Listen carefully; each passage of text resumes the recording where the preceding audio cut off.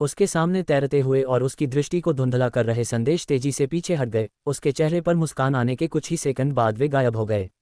वे उस भयावह मुस्कान से बेहद भयभीत प्रतीत हो रहे थे। हालांकि कुछ ही देर बाद तांग यिन के चेहरे से वह मुस्कान गायब हो गई। उसकी यादें धीरे धीरे वापस आ रही थीं और उन यादों में ऐसा कुछ भी नहीं था जिससे उसे पता चले कि उसका पुनर्जन्म क्यों हुआ था।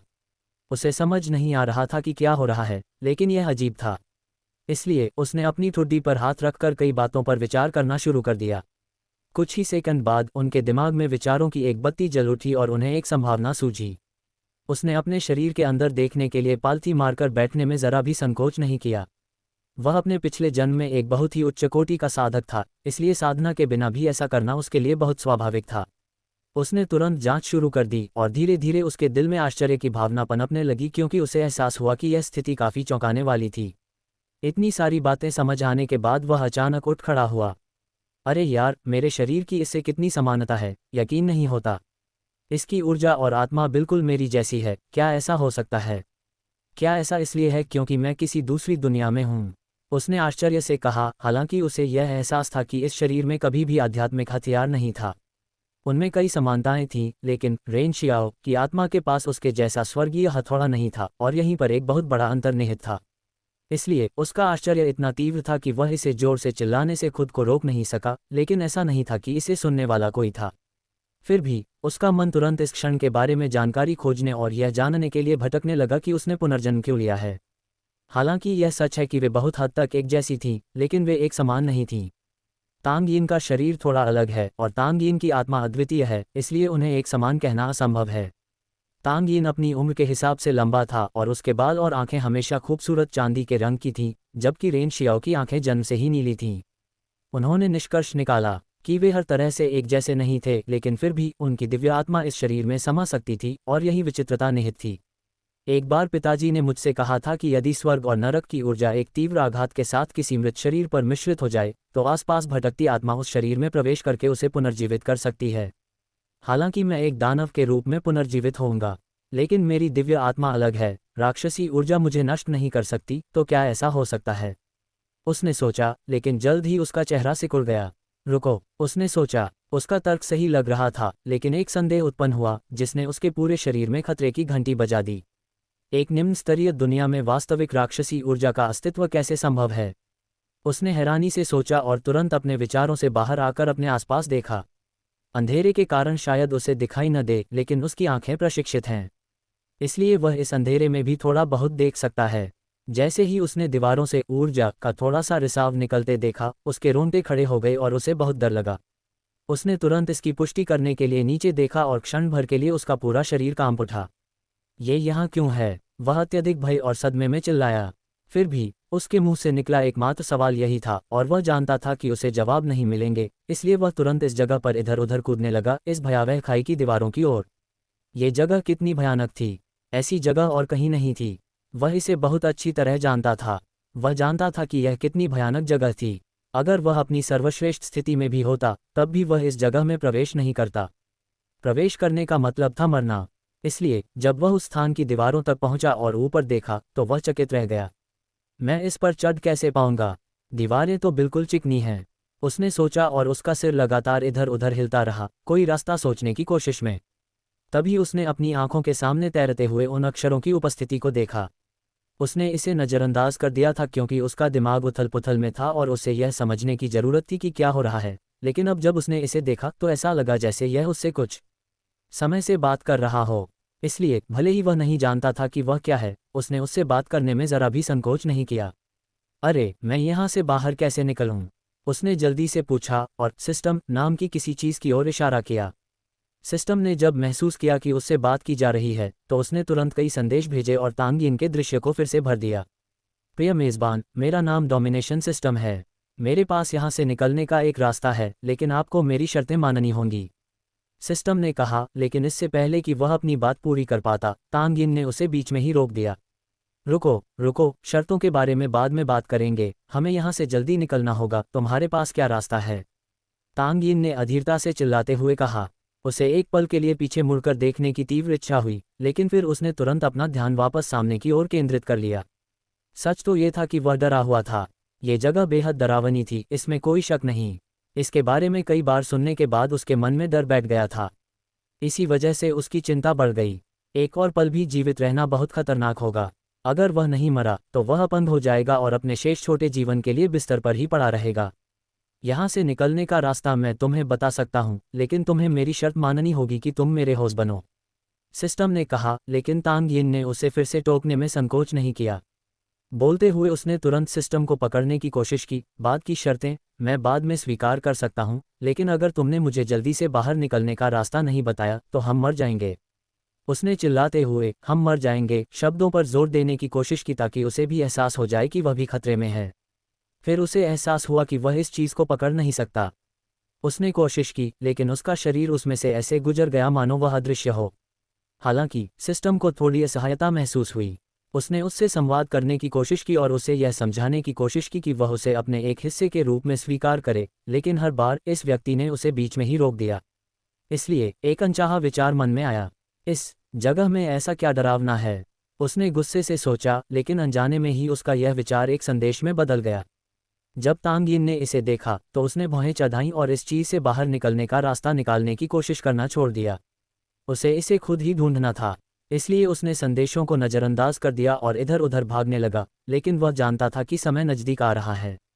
कुछ समय पहले जो आध्यात्मिक विस्फोट हुआ और जिसने उसे शरीर से बांध दिया, ऐसा दोबारा होगा, और जब ये किसी मानव शरीर को प्रभावित करेगा। अपंग हो जाना, बिस्तर पर पड़े रहना और 1 महीने में कई साल बूढ़ा हो जाना तो सबसे कम नुकसान होगा। उसका शरीर कांपता रहा और वह दीवारों पर चढ़ने की कोशिश करते हुए भागा, लेकिन चढ़ नहीं सका। दीवारें लगभग पूरी तरह से चिकनी थीं। उन्हें अपने पास रखने का कोई तरीका नहीं था। ये धत तेरे की, क्या मैं यहीं मर जाऊंगा? वो रेन शियाओ, किसने उन्हें इतनी हिम्मत दी कि वे खुद को इस जगह पर झोंक दें? उसने भयभीत होकर सोचा। उन्होंने एक बार देखा था कि इस स्थान से निकलने वाली ऊर्जा के प्रभाव में आने से क्या हो सकता है, और इसे भयानक शब्द से बेहतर और कुछ भी वर्णित नहीं किया जा सकता। फिर भी क्या उसकी मृत्यु यहीं होने वाली थी? उसका अभी अभी पुनर्जन्म हुआ है। क्या वह इतना बदनसीब है कि पुनर्जन्म लेते ही मर जाएगा? एक बार उसकी मृत्यु हो जाने के बाद क्या उसे दूसरा मौका मिलेगा? उसने सोचा और उसका मन भय से भर गया। वह इस स्थान पर पुनर्जन्म लेने की बजाय पुनर्जन्म न लेना ही पसंद करता। जब वह इस बारे में सोच ही रहा था, तभी सिस्टम से आए एक संदेश ने उसका ध्यान आकर्षित किया। मेरे पास बचने का रास्ता है, उसने ऐसा कहा और उससे बात भी की। इससे तांग यिन के चेहरे पर शिकन आ गई। वह कई बातों से परेशान और तनावग्रस्त था, इसलिए उसका गुस्सा भड़क उठा। अरे यार, तुम्हें क्या चाहिए? तुम्हें तो पता भी नहीं कि यह जगह कौन सी है। यहाँ से निकलने का रास्ता तुम्हें कैसे मिलेगा? वह गुस्से से चिल्लाया। हालांकि अब उसके पास कोई चारा नहीं था, इसलिए वह उसे बात करने का मौका देना चाहता था। लेकिन ठीक उसी समय उसके हाथ में कुछ प्रकट हुआ, इसलिए उसने उसे उठाकर जांचना शुरू कर दिया। ये क्या बकवास है? उसने वहां एक छोटा सा पंख देखकर हैरानी से सोचा। फिर उसके सामने एक और सिस्टम संदेश दिखाई दिया। इसे टेलीपोर्ट फैदर कहते हैं। इसका इस्तेमाल 3 बार तक किया जा सकता है। मैं इसे तुम्हें दूंगा। अगर तुम इसका इस्तेमाल करोगे तो तुम इस जगह के सबसे ऊपर वापस जा सकते हो। संदेश में ये लिखा था। हालांकि उसने उसे इसका इस्तेमाल करने का तरीका नहीं बताया, क्योंकि वह चाहता था कि वह खुद पूछे। उसे अब भी यकीन नहीं था कि सिस्टम से अनजान कोई जगह डरावनी हो सकती है। इसलिए उसने उस पर दबाव डालने की कोशिश की, लेकिन तांग यिन अच्छी तरह से जानती थी कि यह किस प्रकार की वस्तु है। क्या आपके पास कुछ इतना अच्छा था? आपने पहले क्यों नहीं बताया? उसने खुशी से पूछा, और उसके जवाब का इंतजार किए बिना या उसे धन्यवाद दिए बिना उसने तुरंत कलम उठा ली। मैंने तुम्हें खजाना दिया, क्या तुम मुझे धन्यवाद नहीं देते? तुम एक युवा मालिक थे, तुम्हारी शिक्षा कहाँ है? धिक्कार है, तुम्हें मुझे बहुत बहुत धन्यवाद देना चाहिए। आपको पता होना चाहिए कि मैं आपको एक अनमोल खजाना बिल्कुल मुफ्त दे रहा हूँ। दोनों संदेशों में यही लिखा था। फिर भी तांग यिन ने उस खूबसूरत पंख का इस्तेमाल करने के बाद, जिसे पाना इतना मुश्किल था, अपनी आंखें बंद करके उनकी बातों को अनसुना कर दिया। ऐसा कहा जाता है कि यह पक्षी अंतरिक्ष के सर्वोच्च पक्षी कहलाता है, और हाँ, तांग यिन ने एक बार उसे पकड़ लिया था। उसे पकड़ने में उसे पूरा 1 साल लग गया, और अगर उसके पिता और कई बुजुर्गों की मदद न होती तो वह ऐसा नहीं कर पाता। यह एक भयानक पक्षी है जिसे पकड़ना लगभग असंभव है, इसलिए इसके पंख असाधारण हैं, यहाँ तक कि उच्चतर लोक में भी, क्योंकि यह जीवन रक्षक खजाना है। तभी तांग यिन को लगा कि उसका शरीर गिर रहा है, इसलिए उसने अचानक अपनी आंखें खोल दीं। ये क्या बकवास है? वह सदमे में चिल्लाया, नीचे देखते हुए, और तुरंत जितनी तेजी से हो सके अपने शरीर को घुमाया और एक पेड़ से नीचे गिरने लगा, शाखाओं के बीच टकराया और एक जोरदार धमाके की आवाज़ के साथ नीचे गिरा। इसके बावजूद यह जमीन पर लुढ़कता रहा जब तक कि यह वहीं पर लगे वाहन को पकड़कर रुक नहीं गया। अरे यार, टेलीपोर्ट फेदर के लिए इतनी घटिया लैंडिंग स्पॉट कौन सेट करता है? क्या तुम्हें पता भी है कि इसका इस्तेमाल कैसे करते हैं? सिस्टम को बेवकूफ़ बनते देख तांग यिंग गुस्से से चिल्लाए। फिर भी ये सच था कि वह बच गया था, इसलिए उसने उसका अपमान करना बंद कर दिया। धत्तेरे की, पेड़ से टकराकर बहुत दर्द हुआ। अगर मैं बच न जाता तो शायद मेरी कोई संतान ही न होती। तांग यिन ने कमर पर हाथ फेरते हुए कहा। एक पल के लिए उसे अकेले रह जाने के विचार से कंपकंपी छूट गई। हे, तुम इसके लायक हो। मैंने तुम्हें इतनी अच्छी चीज़ दी है, फिर भी तुमने धन्यवाद तक नहीं कहा। सिस्टम ने गुस्से से कहा और तांग यिन ने अपने कंधे उचका दिए। अच्छा, पंख के लिए धन्यवाद। मैं इसका अच्छा उपयोग करूंगा, उसने घमंड से कहा। हालांकि उसने धन्यवाद दिया, लेकिन ये बिल्कुल भी सच्चा नहीं लग रहा था। उसके बाद तांग यिन खाई की ओर चली गई ताकि वह खुद को फिर से सही दिशा में ढाल सके। तुम इससे इतना क्यों डरते हो? अपने पिछले जन्म में तुम बहुत शक्तिशाली थे, तो फिर उस जगह से क्यों डरते हो? उसने संदेह से पूछा। अब जब वह सिस्टम की आवाज़ सुन पा रहा था तो उसे पता चल गया कि यह एक लड़की की आवाज़ है, लेकिन ये कुछ अजीब थी। रोबोटिक सिस्टम की वजह से वह अपने लिंक का पता नहीं लगा पा रहा था और आवाज़ उसके दिमाग में गूंज रही थी। क्यों? यही सवाल उसके मन में था, लेकिन उसने इसे जाहिर नहीं किया। वह बस नीचे देखने लगा और उसके चेहरे पर शिकन आ गई। वे इसे उल्कापिंडीय खाई कहते हैं, लेकिन यह नकली है। यह उल्कापिंड से बनी खाई नहीं है और मुझे ये भी समझ नहीं आता कि यह इस जगह पर क्यों मौजूद है। लेकिन हाँ, मेरी पिछली ताकत को देखते हुए मुझे भी इससे डरना चाहिए, उसने गंभीर भाव से जवाब दिया। उसका दिमाग उलझन में था। वह उस जगह को पहचान तो रहा था, लेकिन उसे यह नहीं पता था कि वह वहाँ कैसे पहुंची। सिस्टम को दिलचस्पी थी, यह क्या है?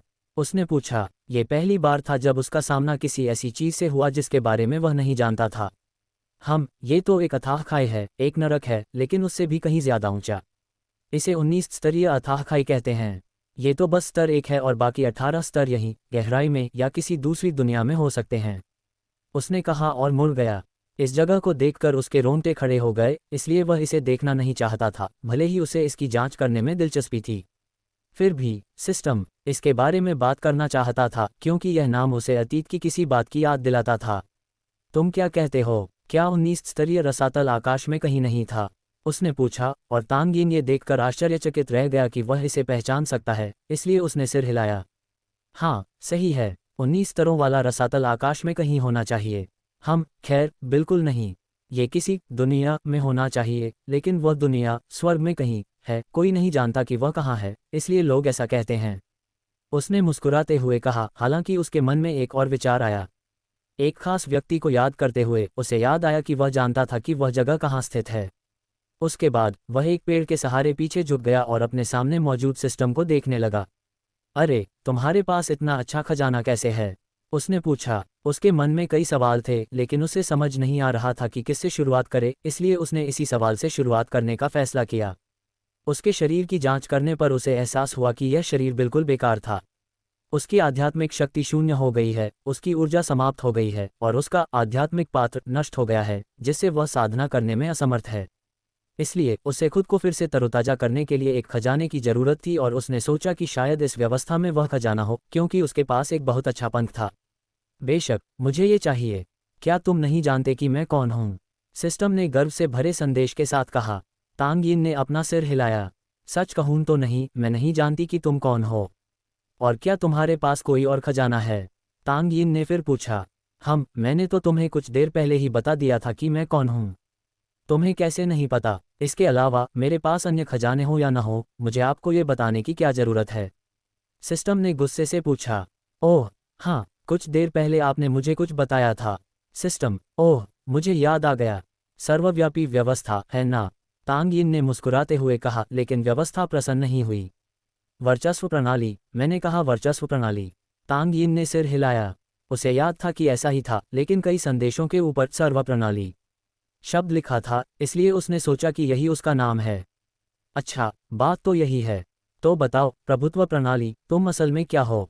और तुम मुझसे टेलीपैथी से बात कैसे कर सकते हो? और ये संदेश क्या हैं? तांगयिन ने संदेह दूर करने के लिए कई सवाल पूछे। हम सिस्टम से एक छोटी सी रोबोटिक फुफकार निकली और फिर उसने प्रस्तुति दी। सुनो तांग यिन, मैं प्रभुत्व की व्यवस्था हूँ। मैं तुम्हारे शक्तिशाली बनने के लिए अस्तित्व में हूँ। मेरे अस्तित्व का केवल एक ही उद्देश्य है, अपने स्वामी को हर चीज़ का पूर्ण स्वामी बनाना, चाहे वह इस दुनिया का हो या ऊपरी दुनिया का। एक सच्चा सम्राट। तांग यिन ने मुंह खुला रखकर सिस्टम को देखा, ये सोचते हुए कि वह बयान कितना अहंकारपूर्ण था, लेकिन फिर भी उसने उपहास किया। जी हाँ, बहुत बढ़िया, मैं आपको बधाई देता हूँ, उसने व्यंग्यपूर्वक कहा। हालांकि उसने फिर बात की, हम अपना परिचय ठीक से दो। अगर मुझे सर्वोपरि शासक बनना है तो मुझे तुम्हारी मदद की ज़रूरत नहीं है।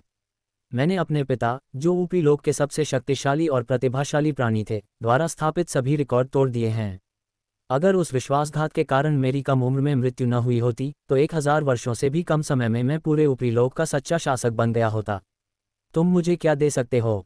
मैं दिव्य आत्मा का वाहक और उच्च लोक का दिव्य पुत्र हूँ। मैं बस ये जानना चाहता हूँ कि मुझे ये तैरती हुई वस्तुएं क्यों दिखाई दे रही हैं और आप क्यों प्रकट हुए हैं। उन्होंने दृढ़ता से उत्तर दिया। अपनी प्रतिभा के बल पर उन्हें प्रभुत्वशाली बनने के लिए अधिक प्रयास करने की आवश्यकता नहीं पड़ी। मात्र 30 वर्षों में ही वे इतनी ऊंचाई पर पहुंच गए और दिव्य गुरुओं के सामने खड़े होने में सक्षम हो गए, जबकि उनकी साधना उनसे बहुत आगे थी।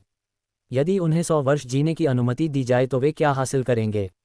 यदि वे 1000 वर्ष जीवित रहें तो क्या होगा? या अपने पिता की तरह लाखों वर्षों तक जीवित रहें तो क्या होगा? इसीलिए उसे इस बात की परवाह नहीं थी कि इसमें क्या लिखा है। फिर भी उसे इस व्यवस्था और इसे देख पाने के कारणों पर संदेह था। इसके अलावा अभी उसका ध्यान दूसरी चीज़ों पर लगाने का समय नहीं है।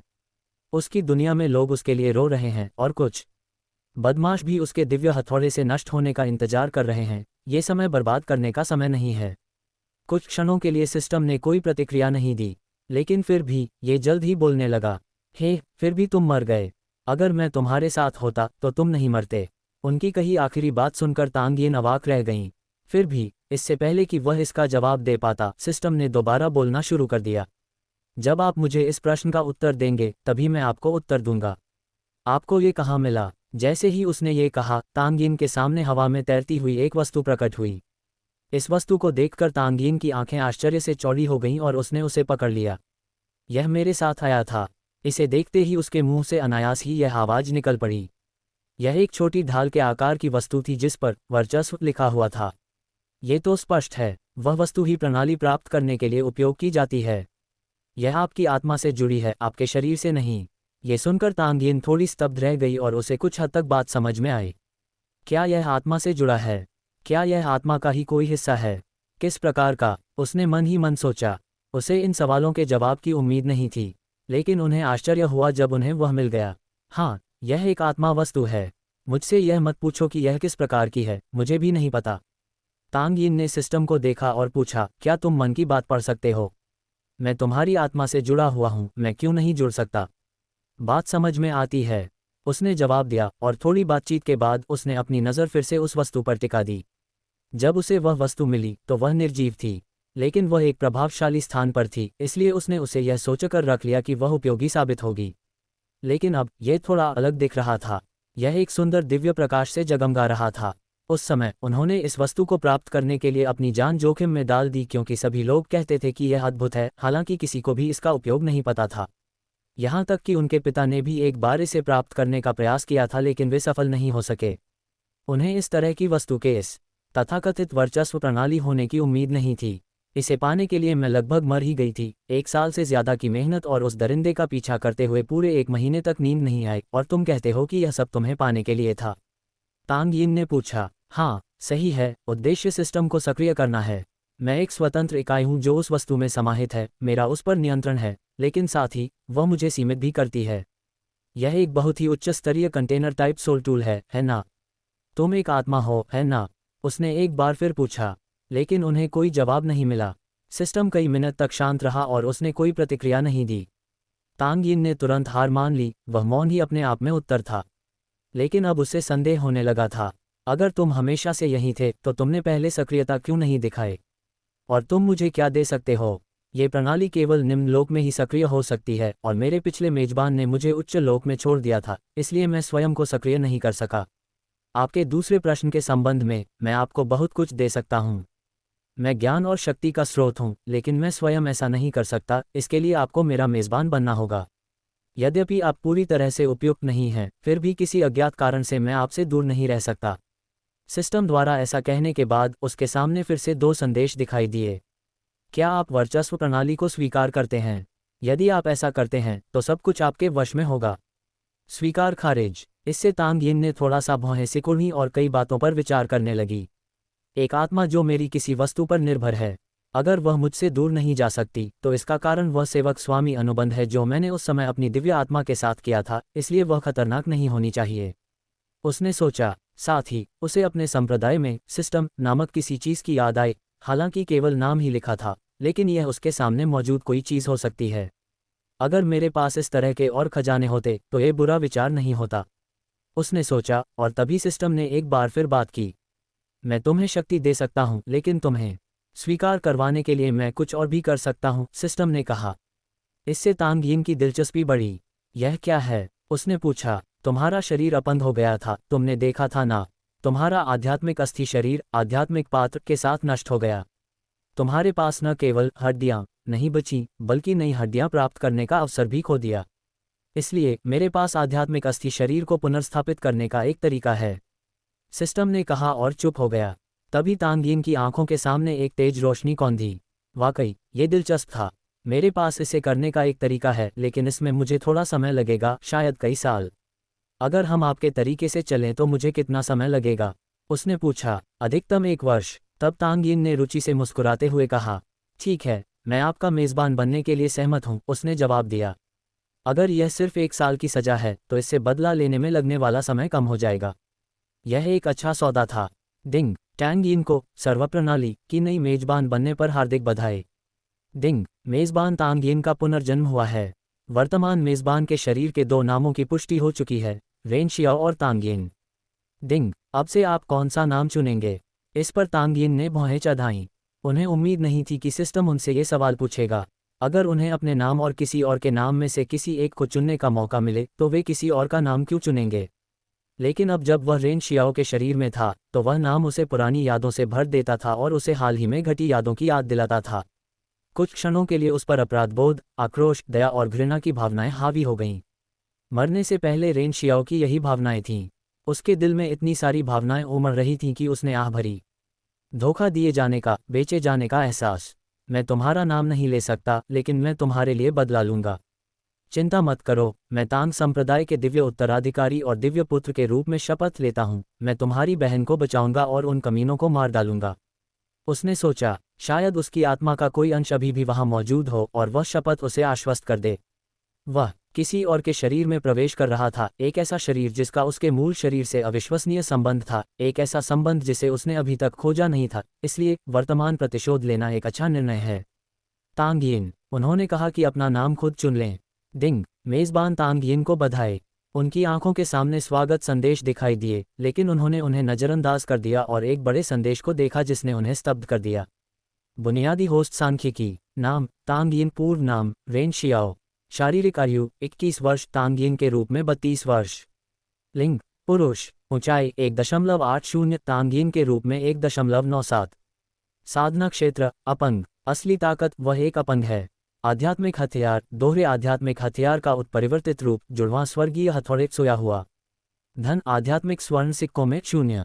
योजक चिन्ह योजक चिन्ह योजक चिन्ह योजक चिन्ह योजक चिन्ह योजक चिन्ह योजक चिन्ह योजक चिन्ह योजक चिन्ह योजक चिन्ह योजक चिन्ह। क्या इससे मेरी जानकारी पता चल सकती है, यहाँ तक कि मेरा साधना स्तर भी? उसने आश्चर्य से पूछा और अपनी जानकारी को घूरने लगा। जैसे जैसे वह गौर से देखता गया, उसे एहसास हुआ कि सारी जानकारी वास्तविक थी। कद, उम्र। हालांकि रियल स्ट्रेंथ में जो लिखा था वह थोड़ा परेशान करने वाला था, क्योंकि ऐसा लग रहा था कि उसे हाईलाइट किया जा रहा है, लेकिन वह वास्तविक थी। वह सारी जानकारी प्रामाणिक थी और उसकी संपत्ति तो और भी अधिक प्रामाणिक थी, क्योंकि उसके पास मरने के लिए कोई जगह नहीं थी। इसीलिए वह इतना आश्चर्यचकित था कि वह उसे देखना बंद नहीं कर पा रहा था। फिर भी उसने नीचे देखा कि उन आंकड़ों के पीछे क्या छिपा है। कई बटनों ने उसका ध्यान खींचा। उनका डिफ़ॉल्ट रंग हल्का नीला था, लेकिन वे अदृश्य थे। फिर भी वे सुनहरी रोशनी से झिलमिला रहे थे, मानो दबाए जाने का आह्वान कर रहे हों। तांग यिन को लगातार होने वाली झिलमिलाहट परेशान कर रही थी। वह उन्हें धक्का देना चाहता था, लेकिन उसे याद आया कि वह सिस्टम को छू नहीं सकता था। अरे ये क्या है? ये तो लगातार पलकें झपका रहे हैं। ये बटन हैं। आप इन्हें दबा सकते हैं और होस्ट के बारे में अधिक जानकारी और आंकड़े सामने आएंगे। ये सिस्टम की मुख्य जानकारी का हिस्सा है। क्या मैं इन्हें दबा सकता हूँ? कुछ समय पहले तक मैं ऐसा नहीं कर पा रहा था। अब आप होस्ट हैं और आप स्वाभाविक रूप से उन बटनों को छू सकते हैं। आप इतनी स्पष्ट बातें क्यों पूछ रहे हैं? तब तांग यिन ने भौहें चढ़ाईं और सिर हिलाया। ये बात तर्कसंगत लग रही थी, इसलिए उसने ध्यान से देखा कि प्रत्येक बटन पर क्या लिखा है। उनके नामों से वह कमोबेश यह अंदाजा लगा सकता था कि उन तथाकथित बटनों के पीछे किस तरह की जानकारी छिपी हुई है।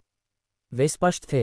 हड्डियों का आध्यात्मिक शरीर प्राप्त हड्डियों की मात्रा, प्रभुत्व, संबद्धताएं, शिष्य, अधीनस्थ, हरम, इन्वेंटरी, वर्चुअल शॉप, मिशन जानकारी वर्तमान संस्करण में उपलब्ध नहीं है। कुल मिलाकर 10 बटन थे और वे लगातार चमक रहे थे, इसलिए तांग यिन खुद को रोक नहीं पाए और वह हर एक बटन को खोलना चाहती थी।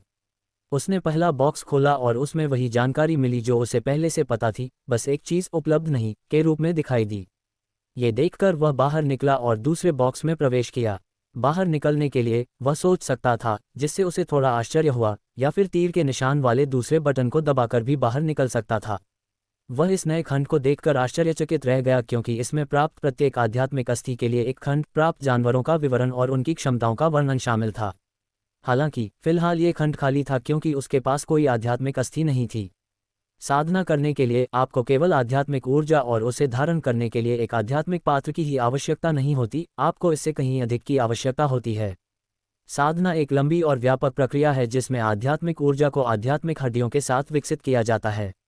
आध्यात्मिक हड्डियों के बिना आध्यात्मिक शरीर का निर्माण नहीं हो सकता, तभी साधना में कोई सफलता प्राप्त हो सकती है। हालांकि अभी यह महत्वपूर्ण नहीं है।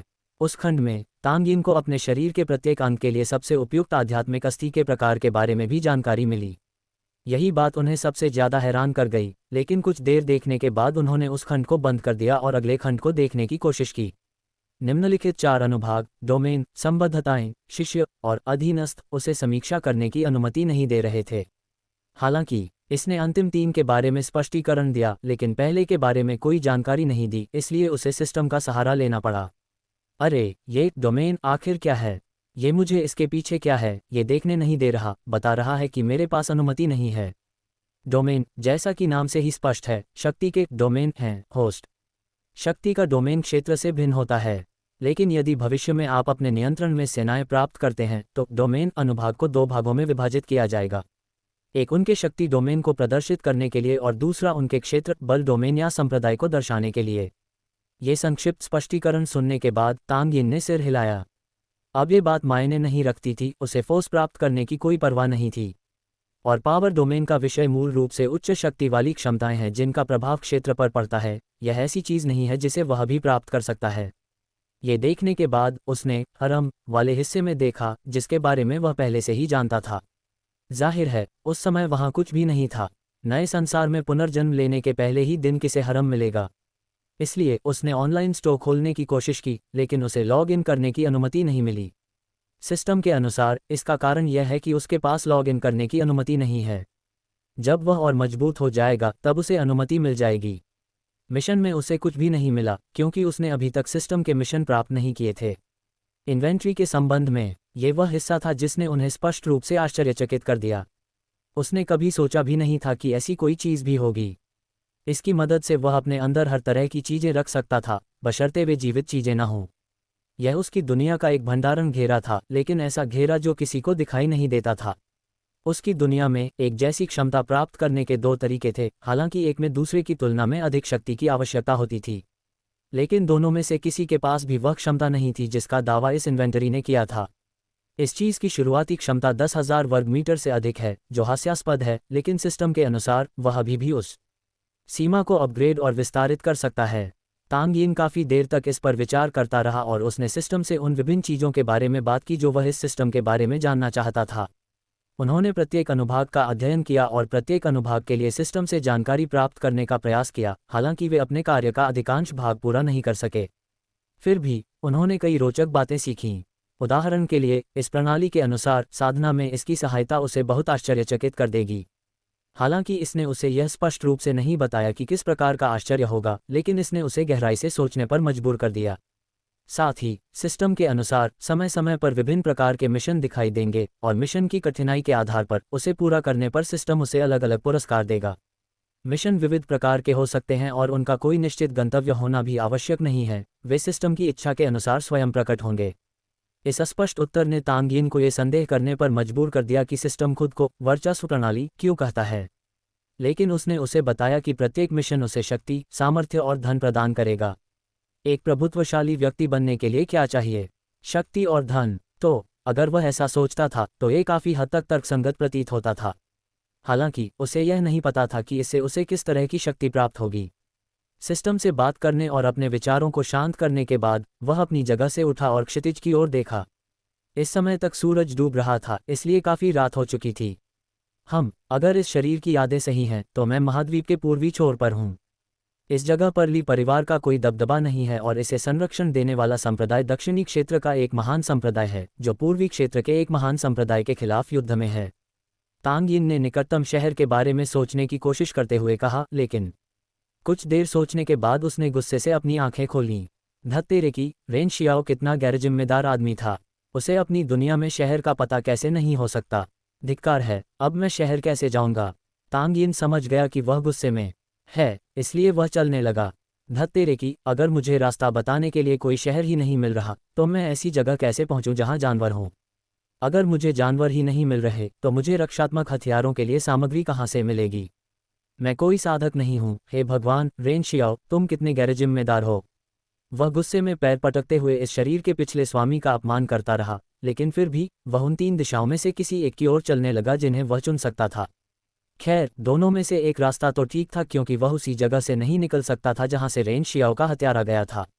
उसके कपड़े काफ़ी फटे पुराने थे और उसके पास बदलने के लिए कपड़े भी नहीं थे, इसलिए उसे ठंड में ही चलना पड़ा। कुछ देर चलने के बाद सूरज लगभग छिप गया था, उसे जानी पहचानी ठंड महसूस होने लगी। इससे वह चौंक गया और उसकी आंखें चमक उठीं। यहाँ आसपास कोई नदी या झील होगी। उसने मुस्कुराते हुए सोचा और उस ओर दौड़ने लगा जहाँ उसे पानी से भरी हवा का वह परिचित एहसास हो रहा था। उसे वहां पहुंचने में ज़्यादा समय नहीं लगा क्योंकि वह एक सामान्य इंसान होने के नाते इसे महसूस कर सकता था। स्वाभाविक रूप से ये पास ही था। वह एक खूबसूरत झील थी। हाँ, ये जगह इस आदमी की यादों में है। झील को देखकर तांग यिन को अपनी गलती का एहसास हुआ, लेकिन उसने परवाह नहीं की और सीधे उस जगह की ओर दौड़ पड़ा। वहां पहुंचते ही वह झील के किनारे घुटनों के बल बैठ गया, ये सुनिश्चित किया कि अंदर कोई राक्षस तो नहीं है, और पानी पीने लगा। एक पूर्व उच्च स्तरीय विशेषज्ञ होने के नाते वह एक नज़र में ही समझ गया कि यह झील प्रदूषित नहीं है।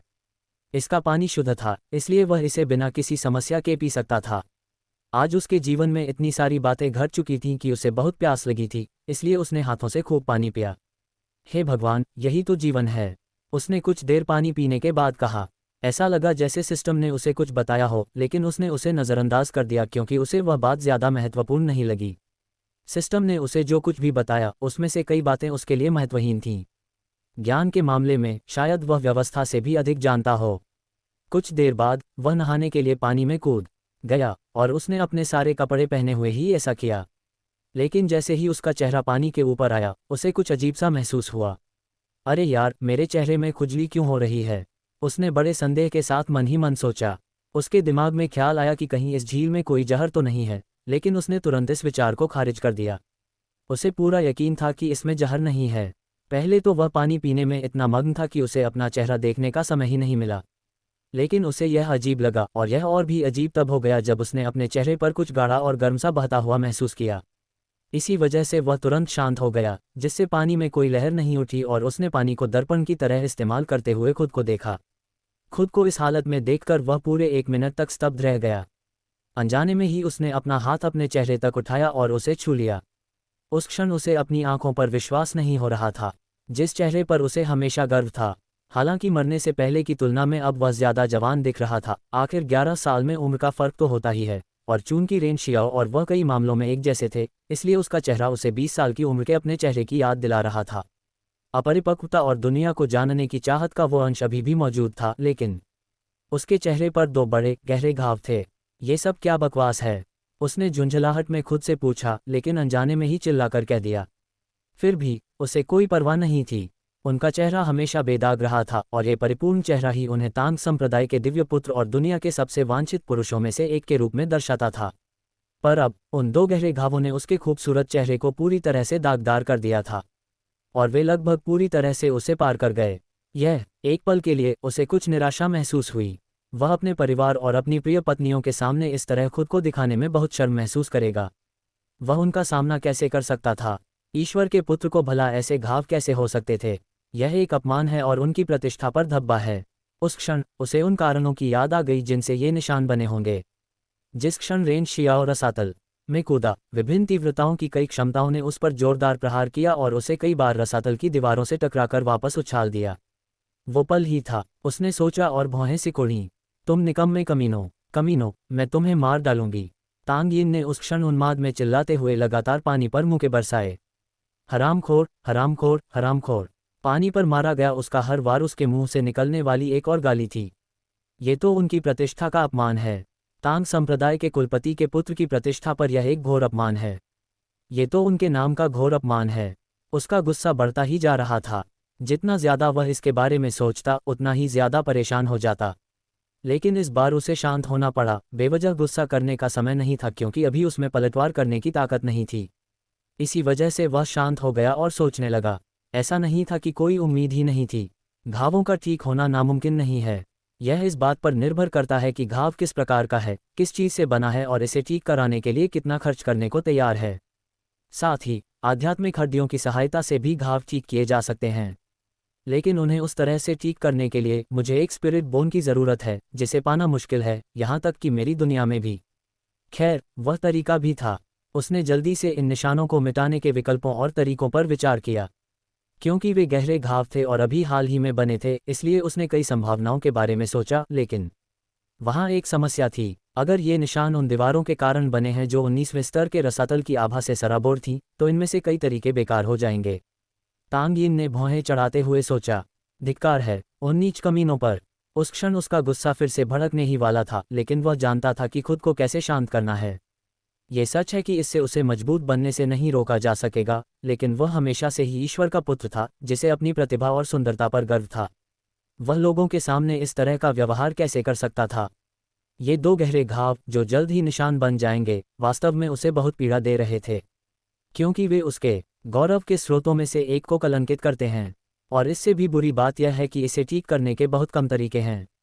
उसके मन में जो संभावनाएं आती हैं, उनमें से एक उसे दूसरी से अधिक संभावित लगती है। लक्ष्य है किसी विशेष आध्यात्मिक जीव को ढूंढना, उसे मारना और उसकी आध्यात्मिक अस्थि प्राप्त करना। समस्या यह है कि यह कोई भी आध्यात्मिक हड्डी नहीं हो सकती। ये छाती की हड्डी, रीढ़ की हड्डी या चेहरे की हड्डियों में से एक की आध्यात्मिक हड्डी होनी चाहिए। और इस आध्यात्मिक जीव को ढूंढना बेहद मुश्किल है। यहाँ तक कि इसकी दुनिया में भी इसे दुर्लभ माना जाता है, क्योंकि इस जीव द्वारा गिराई गई सभी आध्यात्मिक हड्डियों में पुनर्जीवित होने की क्षमता होती है। इसे एक दुर्लभ दिव्य प्राणी माना जाता है, लेकिन फिलहाल उसके पास यही सबसे संभावित विकल्प है। जब तक वह अपनी दुनिया में नहीं पहुंच जाता, तब तक उसके पास कई रास्ते थे, लेकिन समस्या यह है कि वह अपनी पत्नियों के सामने इस तरह देखना नहीं चाहता। वह बेहद निराश था, लेकिन फिर उसने उस प्रणाली के बारे में सोचा। इस प्रणाली ने उसे बताया था कि यह उसके अस्थि आत्मा शरीर को पुनर्स्थापित करने में लगने वाले समय को काफ़ी हद तक कम कर सकती है, जिससे वह पुनः साधना कर सके। शायद उसे पता हो, उसने सोचा और जल्दी से कुछ उत्साह के साथ पूछ लिया, हे सिस्टम, क्या तुम्हें कोई ऐसा तरीका पता है जिससे मेरे चेहरे से ये घाव या निशान गायब हो जाएं? उसने उत्तेजित होकर पूछा, लेकिन ऐसा प्रतीत होता था कि व्यवस्था उसे कष्ट देना चाहती थी। इसके अलावा उसने 10 सेकंड बाद भी जवाब नहीं दिया।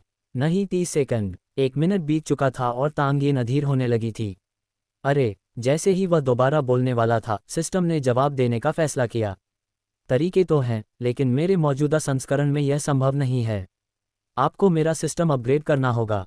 सुधार का मौका देखकर तांग यिन ने अपना मनोबल बढ़ाया और सिस्टम की ओर देखा। मैं आपको अपग्रेड कैसे करूं? मुझे क्या करना होगा या क्या इकट्ठा करना होगा? उसने अधीरता से पूछा। यह उसके लिए बहुत महत्वपूर्ण मामला था। अगर इस घाव को भरने के तरीके होते भी, तो भी उसके चेहरे पर वह निशान बना रहता। उसे इसे पूरी तरह से ठीक करने का कोई ना कोई तरीका ढूंढना ही होगा। सिस्टम ने फिर से प्रतिक्रिया देने में समय लिया, जिससे तांग यिन और भी अधीर हो गई। आप अपनी वर्तमान स्थिति में मुझे अपग्रेड नहीं कर सकते। आपको अपना साधना स्तर बढ़ाना होगा और फिर अपग्रेड मिशन पूरा करना होगा। तांग यिन ने उसका जवाब पढ़ते हुए भौहें सिकुड़ीं। वह जानता था कि इस समय वह अपनी बुरी भावनाओं में बह नहीं सकता और उसे सब कुछ स्पष्ट रूप से सोचना होगा, इसलिए उसने गहरी सांस ली और पहले नहाने का फैसला किया। इस दौरान उसने अपने शरीर पर पिछले साल बने कई अन्य निशान देखे। लेकिन ये निशान आसानी से मिट सकते थे क्योंकि उनमें उस स्थान की आभा नहीं थी। हालांकि इन निशानों से उसे बिल्कुल भी फर्क नहीं पड़ता था। अगर इन दागों से उनकी सुंदरता और ईश्वर के पुत्र के रूप में उनकी प्रतिष्ठा धूमिल न होती तो उन्हें कोई फर्क नहीं पड़ता। लेकिन उनके चेहरे पर जो दाग हैं, तांग यिन के लिए उनका होना एक अपमान था, क्योंकि वह हमेशा एक ऐसा व्यक्ति था जिसने अंत तक ईश्वर के पुत्र होने के अपने गौरव को किसी भी चीज़ से ऊपर रखा। एक ही चीज़ थी जिसके लिए वह अपना अहंकार त्यागने को तैयार था, और वो थी उसकी महिलाएं जिनसे उसे गहरा प्रेम था। लेकिन अब उसका स्वाभिमान धूमिल हो चुका था, कम से कम उसकी नज़र में तो ऐसा ही था। खैर, कोई भी ऐसे आहत चेहरे को देखना पसंद नहीं करेगा, इसलिए यह बहुत संभव है कि दूसरों की नज़र में यह एक बड़ा दाग बन चुका है जिसे उसे न जाने कब तक अपने साथ धोना पड़ेगा। क्या स्वर्ग के प्रिय और प्रिय, ब्रह्मांड में अद्वितीय दिव्य आत्मा के साथ जन्मे उस व्यक्ति के इतिहास में भी ऐसा कोई दाग रहेगा? धत्तेरे की, वो कमीने! अनजाने में ही रेन शियाओ की अपने दुश्मनों के प्रति नफरत इन घावों के जरिए उस पर स्थानांतरित हो रही थी। फिर भी अगर उसे पता भी चल जाए तो उसे कोई फर्क नहीं पड़ेगा। उसने रेन शियाओ से वादा किया था कि वह उसके दुश्मनों को नष्ट कर देगा और उसका और उसके परिवार का बदला लेगा। लेकिन अब ऐसा लगता है कि उसके पास इससे भी कहीं अधिक महत्वपूर्ण कारण है उन्हें मार डालना। ऐसा सोचते ही तांग यिन के चेहरे पर एक बार फिर ठंडी और क्रूर मुस्कान चमक उठी। कुछ देर पहले उसके चेहरे पर खिली वही मुस्कान फिर से दिखाई दी, लेकिन इस बार चांदनी में और चेहरे से बहते खून के कारण वह और भी भयावह लग रही थी। तुम कमीने, मेरी प्रतिष्ठा को धूमिल करने की हिम्मत कैसे करते हो? ही। तांग यिन ने शैतानी मुस्कान के साथ पास के पेड़ों की ओर देखा। चांदनी उन पर पूरी तरह पड़ रही थी। बस इंतजार करो कमीनों, तुम्हारे दिन गिने चुने हैं, उसने कहा और कई गहरी सांसें लीं। उसके मन में ये विचार आने लगे कि चेहरे के इस दाग को कैसे छुपाया जाए। फिर उसने नहाना और अपने दागदार और गंदे कपड़े धोना शुरू किया। जख्मों पर ऐसे कपड़े पहनने से कोई फायदा नहीं था जिनमें संक्रमण हो सकता था। कुछ समय बाद तांग यिन झील के किनारे एक विशाल पत्थर पर बैठा था और उसके कपड़े उसके बगल में पड़े थे। उन्हें धोते समय वह कुछ भूल गया था। पहली बात तो ये कि वहाँ सूरज नहीं था, और दूसरी बात उसके पास आध्यात्मिक ऊर्जा नहीं थी। इसका मतलब ये था कि वह उसे सुखा नहीं सकता था, इसलिए फिलहाल वह नंगा था और उसने कुछ बड़े पत्ते ले रखे थे जिनसे उसका शरीर ढका हुआ था। धत्तेरे की, सिस्टम, तुमने मुझे याद क्यों नहीं रखा? तांग यिन ने गुस्से से पूछा। पानी में कूदने से पहले तुमने एक शब्द भी नहीं कहा। मुझे लगा कि तुम्हें पहले से ही पता था और तुम्हारे पास कोई दूसरा विकल्प था, सिस्टम ने जवाब दिया। तांग यिन ने कुछ देर तक उस संदेश को देखा, फिर उससे नजरें हटा लीं और केवल एक आह भर सकी। खैर, यह एक चूक थी, उसने सोचा। क्या इसे जल्दी सुखाने का कोई तरीका है? आपके पास तो बहुत सारी कीमती चीजें हैं, मुझे भी कोई ऐसी चीज क्यों नहीं दे देते जो काम आ जाए? मैं केवल मिशनों के माध्यम से ही खजाने प्रदान कर सकता हूँ। क्या तुमने मुझे कुछ देर पहले एक नहीं दिया था? यह एक विशेष परिस्थिति थी। इसके अलावा वह खजाना आपको प्रशासक द्वारा दिया गया था। प्रशासक? बातचीत के इस मोड़ पर तांग यिन आश्चर्यचकित हुई और उसने ये सवाल पूछा। यह आपके शरीर से जुड़ी स्वतंत्र आत्मा है, होस्ट। जब आप अपने मस्तिष्क में आवाज़ सुन सकते हैं तो इसका मतलब है कि प्रशासक जागृत है। यदि आप इसे नहीं सुन सकते और केवल ये संदेश देखते हैं तो ये सिस्टम की प्रतिक्रिया है। तब तांग यिन आश्चर्यचकित हुई, लेकिन उसने थोड़ा सिर हिलाया। उसे इस प्रणाली की कार्यप्रणाली काफ़ी जटिल लगी, लेकिन फिलहाल उसे इसकी परवाह नहीं थी। कुछ और भी था। मुझे कुछ समय पहले याद आया कि सिस्टम ने खुद को सर्वप्रधान प्रणाली कहा था, लेकिन उससे पहले उसने खुद को वर्चस्व प्रणाली के रूप में पेश किया था। तो फिर तुम्हारा असली नाम क्या है? क्या प्रशासक ने ये नाम दिया था? तांग यिन ने पूछा। ये बात उसे काफ़ी समय से परेशान कर रही थी। उस सवाल का जवाब मैं दे सकता हूँ, उसने कहा। तभी तांग यिन को अपने दिमाग में एक आवाज़ सुनाई दी, जिससे वह तुरंत उत्सुक हो गया। तो क्या आप प्रशासक हैं? उसने रुचिपूर्वक पूछा। हाँ, लेकिन इससे भी महत्वपूर्ण बात यह है कि क्या आप यह नहीं जानना चाहते कि मैं इसे वर्चस्व प्रणाली क्यों कहता हूँ? बेशक, मैंने यही सवाल पूछा था। ये तो काफ़ी आसान है। इस सिस्टम को जो पहला नाम दिया गया था वो था सर्वशक्तिमान प्रणाली, जैसा कि आपने पहले भी देखा है। मैं ज़्यादा कुछ नहीं कह सकता, लेकिन वो नाम बेकार था। इसलिए समय के साथ मैंने इसे एक प्रभावशाली प्रणाली में बदलने का फैसला किया। एक ऐसी प्रणाली जो भय पैदा कर सके, एक वर्चस्ववादी प्रणाली। इसलिए यह नया नाम रखा गया है। महिला की आवाज़ ने गर्व से जवाब दिया। उसे हमेशा से अपना यह विचार बहुत अच्छा लगता था। तब तांग यिन कुछ आश्चर्यचकित हुई। उसने ऐसा कुछ नहीं कहा था जिससे वह अच्छे अर्थ में आश्चर्यचकित हो, भले ही बुरे अर्थ में ही क्यों न हो। वह हैरान था क्योंकि उसने जो बदलाव किया था उसका कारण बेतुका और मूर्खतापूर्ण था, लेकिन इसमें कुछ हद तक समझदारी भी झलक रही थी। आखिरकार सभी चीज़ों की प्रणाली नाम सुनने में ही बहुत बुरा लगता है। ठीक उसी क्षण सिस्टम ऑफ ऑल थिंग्स नाम वाले बाकी सभी स्थानों को वास्तविक समय में डोमिनेशन सिस्टम से बदल दिया गया। तांग यिन को इस बात की परवाह नहीं थी कि यह कैसे किया गया, इसलिए उसने पूछने की जहमत भी नहीं उठाई। वह लंबे समय से इस प्रणाली नामक चीज से चकित था, लेकिन इस समय उसके पास सोचने के लिए बहुत सी चीजें थीं, इसलिए सवालों को बाद के लिए छोड़ दिया गया। इस तरह उसने पूरा 1 घंटा अलग अलग चीजों के बारे में सोचने में बिताया। अरे ठीक उसी क्षण उसके दिमाग में आए आवाज ने उसे उसके विचारों से बाहर निकाल दिया। क्या? उसने पूछा। तुम अपने कपड़े इन्वेंट्री में क्यों नहीं रख देते? उसने पूछा। मैं इन्हें अंदर क्यों डालूं? ये तो गीले हैं, तांग यिन ने ठंडे स्वर में उत्तर दिया। अगर आप इसे इन्वेंट्री में रखेंगे तो ये जल्दी सूख जाएगा। ये सुनकर और अपने सामने संदेश देखकर तांग यिन स्तब्ध रह गया और संदेश को घूरने लगा। किसी कारणवश जैसे जैसे समय बीतता गया और तांग यिन ने कोई जवाब नहीं दिया, संदेश मानो थोड़ा और दूर होता चला गया, मानो वह डर गया हो। लगभग 2 मिनट बाद तांग यिन चिल्लाए, तुमने पहले क्यों नहीं कहा, कमीने? वह लगातार सिस्टम को कोसते हुए चिल्लाया, लेकिन सिस्टम ने कोई जवाब नहीं दिया। इसके बाद तांग यिन ने गहरी सांस ली और कपड़ों को इन्वेंट्री में रख दिया। कुछ देर बाद उसने पूछा, इसे सूखने में कितना समय लगेगा? लगभग 30 मिनट, लगभग, उसने जवाब दिया, और तांग यिन ने सिर हिलाया। जब ये सूख जाएगा तब हम यहाँ से निकलेंगे। मुझे नहीं पता कि इस जगह पर कोई शहर होगा या नहीं, लेकिन अगर हम पैदल नहीं चलेंगे तो हम कभी वहाँ नहीं पहुँच पाएंगे, तांग यिन ने कहा और कुछ चीज़ें ढूंढने लगी।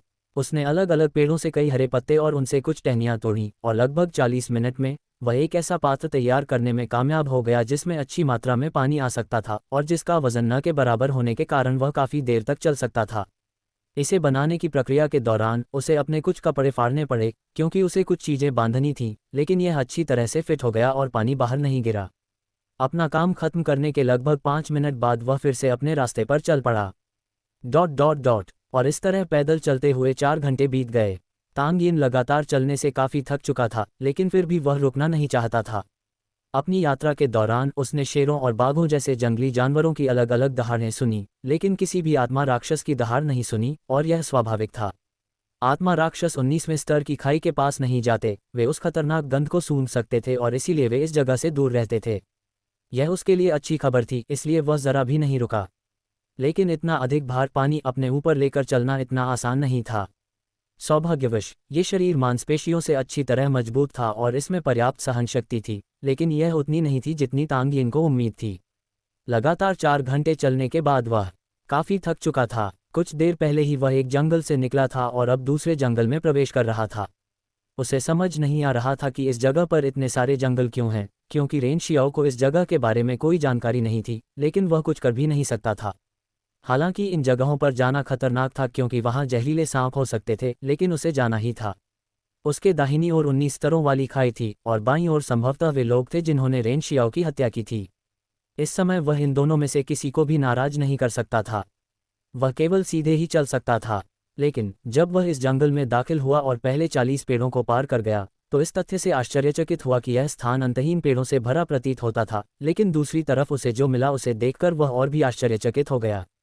चांद की रोशनी से जगमगाती हरी रोशनी ने उसे पहले तो चौंका दिया और उसे लगा कि वह किसी बांस के जंगल में आ गया है, लेकिन ये थोड़ा अलग था। अरे बाप रे, प्राचीन आत्मा बांस का जंगल, उसने हैरानी से कहा, लेकिन तुरंत उसकी ओर दौड़ पड़ा।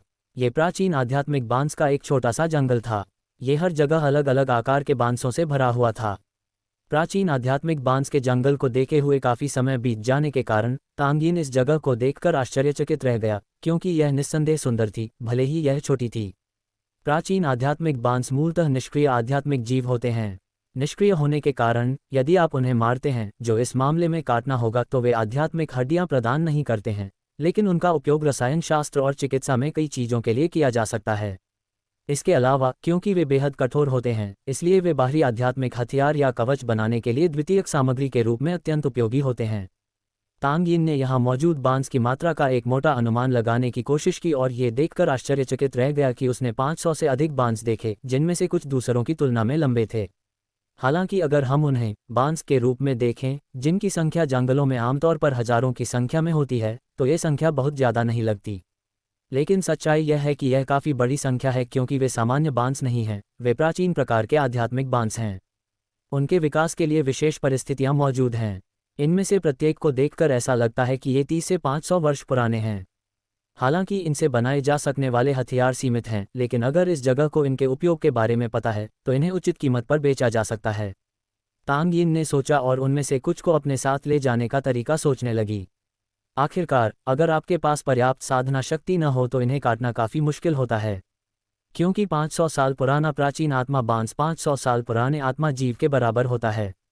दोनों में एकमात्र अंतर यह है कि आत्मा जीव हमला कर सकता है जबकि आत्मा बांस एक निष्क्रिय प्रकार का जीव है। इसमें आक्रमण करने की शक्ति नहीं होती क्योंकि यह हिल नहीं सकता, लेकिन ये बेहद कठिन होते हैं। जब वे साधना के बहुत उच्च स्तर पर पहुंच जाते हैं तो हाँ, वे हमला कर सकते हैं, लेकिन इस अवस्था में वे हानिरहित होते हैं और सुरक्षा प्रदान करते हैं। इसी कारण तांग यिन ने जल्दी से अपनी पानी से भरी टोकरी को इस जगह के बीच में रख दिया और जंगल से सूखी टहनियाँ लाने के लिए तुरंत चली गई। उसने जल्दी से अच्छी मात्रा में बांस और कुछ सूखे पत्ते इकट्ठा किए, फिर कुछ पत्थर उठाए और तेजी से उस जगह लौट आया जहां बांस थे। इस जंगल और छोटे बांस के जंगल के वातावरण में बहुत बड़ा बदलाव आया है। तांग यिन ने मुस्कुराते हुए कहा। बेशक, वह किसी और से नहीं बल्कि खुद से ही बात कर रहा था। फिर उसने अपने साथ लाई हुई सारी चीजें जमीन पर रख दी और आग जलाने की तैयारी करने लगा, लेकिन तभी उसे कुछ हलचल सुनाई दी जिससे वह पूरी तरह सतर्क हो गया। पैरों की आहट। उसने सोचा और बेहतर सुनने के लिए अपने कान केंद्रित किए। ये पदचिह्न, उसने आश्चर्य से सोचा, क्योंकि उसे किसी के दौड़ने के पदचिह्न महसूस हुए। वह बांस के जंगल के अंदर नहीं था, बल्कि किसी जानवर से भाग रहा था। उसके लिए तो आधी रात को इस जगह पर हलचल देखना पहले से ही एक आश्चर्य की बात थी, लेकिन उससे भी ज़्यादा हैरानी की बात यह थी कि उसे यह उम्मीद नहीं थी कि उस व्यक्ति का पीछा कोई जानवर कर रहा होगा। हालांकि तांग यिन अब साधना नहीं कर पा रहा था, लेकिन जब वह अपनी दुनिया में था तब उसे विशेष रूप से प्रशिक्षित किया गया था। उसने अपने गुरु के मार्गदर्शन में अपनी इंद्रियों को उच्चतम स्तर तक विकसित किया था। तांग यिन के शब्दों में, उसका गुरु साधना और अतिवाद का एक सनकी और सनकी व्यक्ति है, और वह सही है।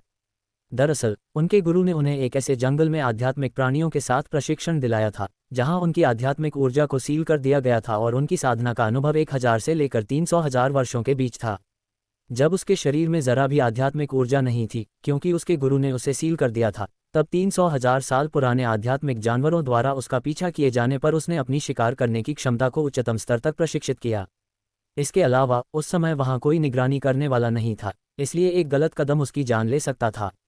इसीलिए उसके लिए ये जानना आसान हो गया कि कौन भाग रहा है, और उसने ये भी सोचा कि वह किस तरह का जानवर हो सकता है।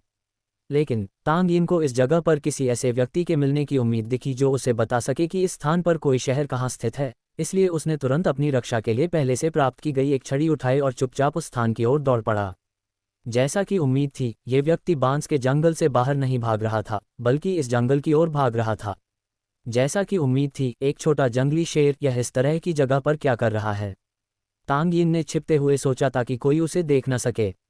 जंगली शेर जंगली जानवरों में शेरों की एक काफ़ी परेशान करने वाली प्रजाति है, क्योंकि उनमें बिना किसी का ध्यान खींचे छिपकर घूमने की जबरदस्त क्षमता होती है, खासकर रात में जब वह उनका इलाका होता है। लेकिन एक जंगली शेर को भी रसातल की खतरनाक गंध को सूंघने में सक्षम होना चाहिए। यही कारण था कि तांग यिन को आश्चर्य हुआ कि वह इस जगह पर क्यों था। लेकिन खैर, उसने इसे ज़्यादा महत्व नहीं दिया। उसने जल्दी से उस व्यक्ति की ओर देखा जो भाग रहा था। वह एक महिला थी और उसकी दौड़ने की गति के कारण वह उसका चेहरा नहीं देख सका, लेकिन उसने अनुमान लगाया कि उसकी उम्र लगभग 20 वर्ष होगी। तांग यिन धैर्यपूर्वक लड़की के उसके पास आने का इंतजार करता रहा ताकि वह बाहर जाकर जंगली शेर का वध कर सके। मैंने सोचा था कि आज रात मांस नहीं खाऊंगा, लेकिन किस्मत को कुछ और ही मंजूर है, तांग यिन ने शरारती मुस्कान के साथ सोचा। फिर जल्दी से अपने चेहरे पर एक कपड़ा बांधकर अपने घावों को ढक लिया, जिन्हें वह किसी को दिखाना नहीं चाहता था, और अपने हाथ में पकड़ी हुई कील को कसकर दबा लिया। 3, 2, 1, अभी। तांग यिन ने उसी क्षण मन ही मन चिल्लाया और तेजी से बांस के झंझराहट से बाहर निकलकर रात्रि शेर की ओर दौड़ा। रात्रि शेर आश्चर्यचकित रह गया, क्योंकि उसे उम्मीद नहीं थी कि कोई उसके इतने करीब छिपा होगा। उसकी प्रतिक्रिया त्वरित थी और उसने उससे बचने की कोशिश की, लेकिन तांग यिन ने उसे ऐसा करने नहीं दिया। यह उनके हंटर के खिताब का अपमान होगा। इसलिए उसने तुरंत शेर पर झपट्टा मारा और पूरी ताकत से खूंटी को उसकी गर्दन के पिछले हिस्से में ऊपर से नीचे तक गाड़ दिया। फिर तुरंत अपनी जगह से शेर की ओर छलांग लगाई, जिससे शेर को प्रतिक्रिया करने का समय भी नहीं मिला और वह सीधे खूंटी पर गिर पड़ा, जिससे खूंटी और अंदर धंस गई। खूंटी ने सीधे शेर के कमजोर बिंदु को भेद दिया और उसे मार डाला। ये देखकर तांग यिन मुस्कुराए और शेर के कुचले हुए सिर से खुद को अलग कर लिया। इस जीव का खून और दिमाग चारों ओर बिखरा हुआ था, लेकिन तांग यिन को इसकी परवाह नहीं थी। ऐसा करने के बाद उसने उस लड़की की ओर देखा, जिसने उसे देखते ही और उसकी हरकत को भांपते ही दौड़ना बंद कर दिया और उसकी मदद करने के लिए तैयार हो गई, लेकिन ये देखकर दंग रह गई कि उस आदमी के आते ही शेर मर चुका था। तांग यिन ने तब उसकी ओर मुस्कुराया, लेकिन उसका चेहरा देखकर वह स्तब्ध रह गई। अरे यार, वो कितनी खूबसूरत है, उसने आश्चर्य से मन ही मन सोचा। तांग यिन अपने सामने की सुंदरता से प्रभावित हो गया। उसने यह उम्मीद नहीं की थी कि इस दुनिया में जिस पहले व्यक्ति से वह मिलेगा वह इतना सुंदर होगा। ऐसा नहीं है कि उसने पहले कभी सुंदरता नहीं देखी थी, वास्तव में उसकी पत्नियां और मंगेतरें बेहद खूबसूरत थीं। उसके सामने खड़ी यह महिला, भले ही वह बेहद खूबसूरत हो, उसकी किसी भी पत्नी या मंगेतर से तुलना नहीं कर सकती। लेकिन इसके बावजूद तांग यिन एक ऐसा व्यक्ति है जो इस दुनिया की सुंदरता का दीवाना रहा है। और इस दुनिया की सुंदरता कई चीज़ों से मिलकर बनी है, जिनमें प्रकृति के सुंदर दृश्य, तारों भरे आकाश के सुंदर दृश्य आदि शामिल हो सकते हैं। इन सब चीज़ों के बीच एक खूबसूरत महिला को दर्शाने वाला सुंदर परिदृश्य उसे सबसे ज़्यादा आकर्षित करता है, क्योंकि उसकी नज़र में ये दुनिया की सबसे महान कलाकृति है। इसीलिए अपने सामने खड़ी इस महिला से कहीं अधिक सुंदर महिलाओं को देखने के बावजूद उसे इस खूबसूरत महिला की सुंदरता पर आश्चर्य हुआ और उसने उसकी सुंदरता की प्रशंसा की।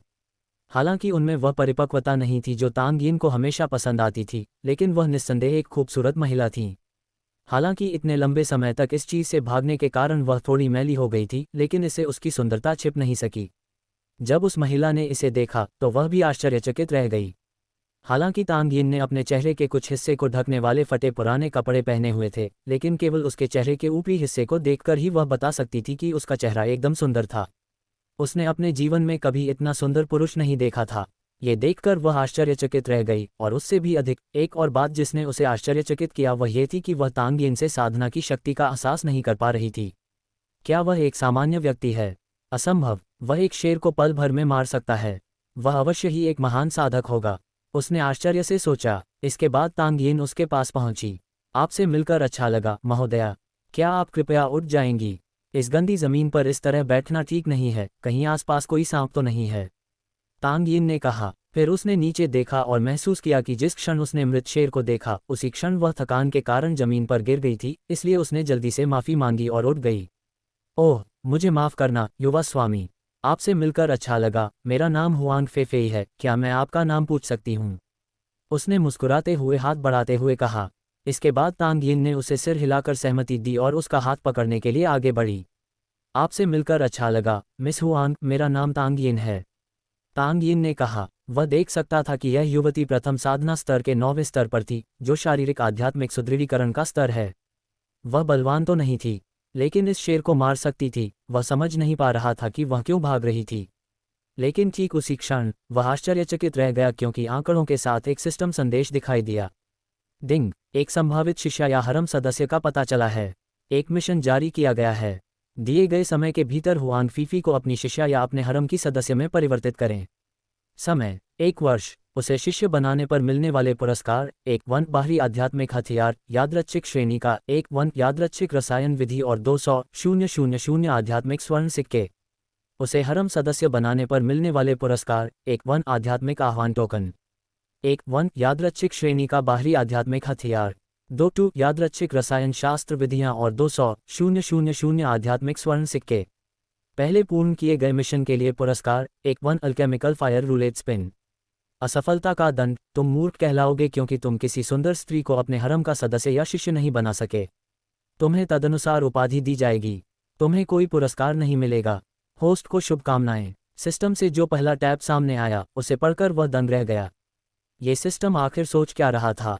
मिशन पढ़ते हुए उसने हैरानी से सोचा। वह हमेशा सोचता था कि सिस्टम द्वारा उसे दिए जाने वाले मिशन के प्रकार के बारे में स्पष्ट न होने के कारण वह उसे अजीबोगरीब मिशन देगा और जब चाहेगा तब देगा, लेकिन उसे इस प्रकार के मिशन की उम्मीद नहीं थी। लेकिन उससे भी ज़्यादा वह मिलने वाले पुरस्कारों से आश्चर्यचकित था।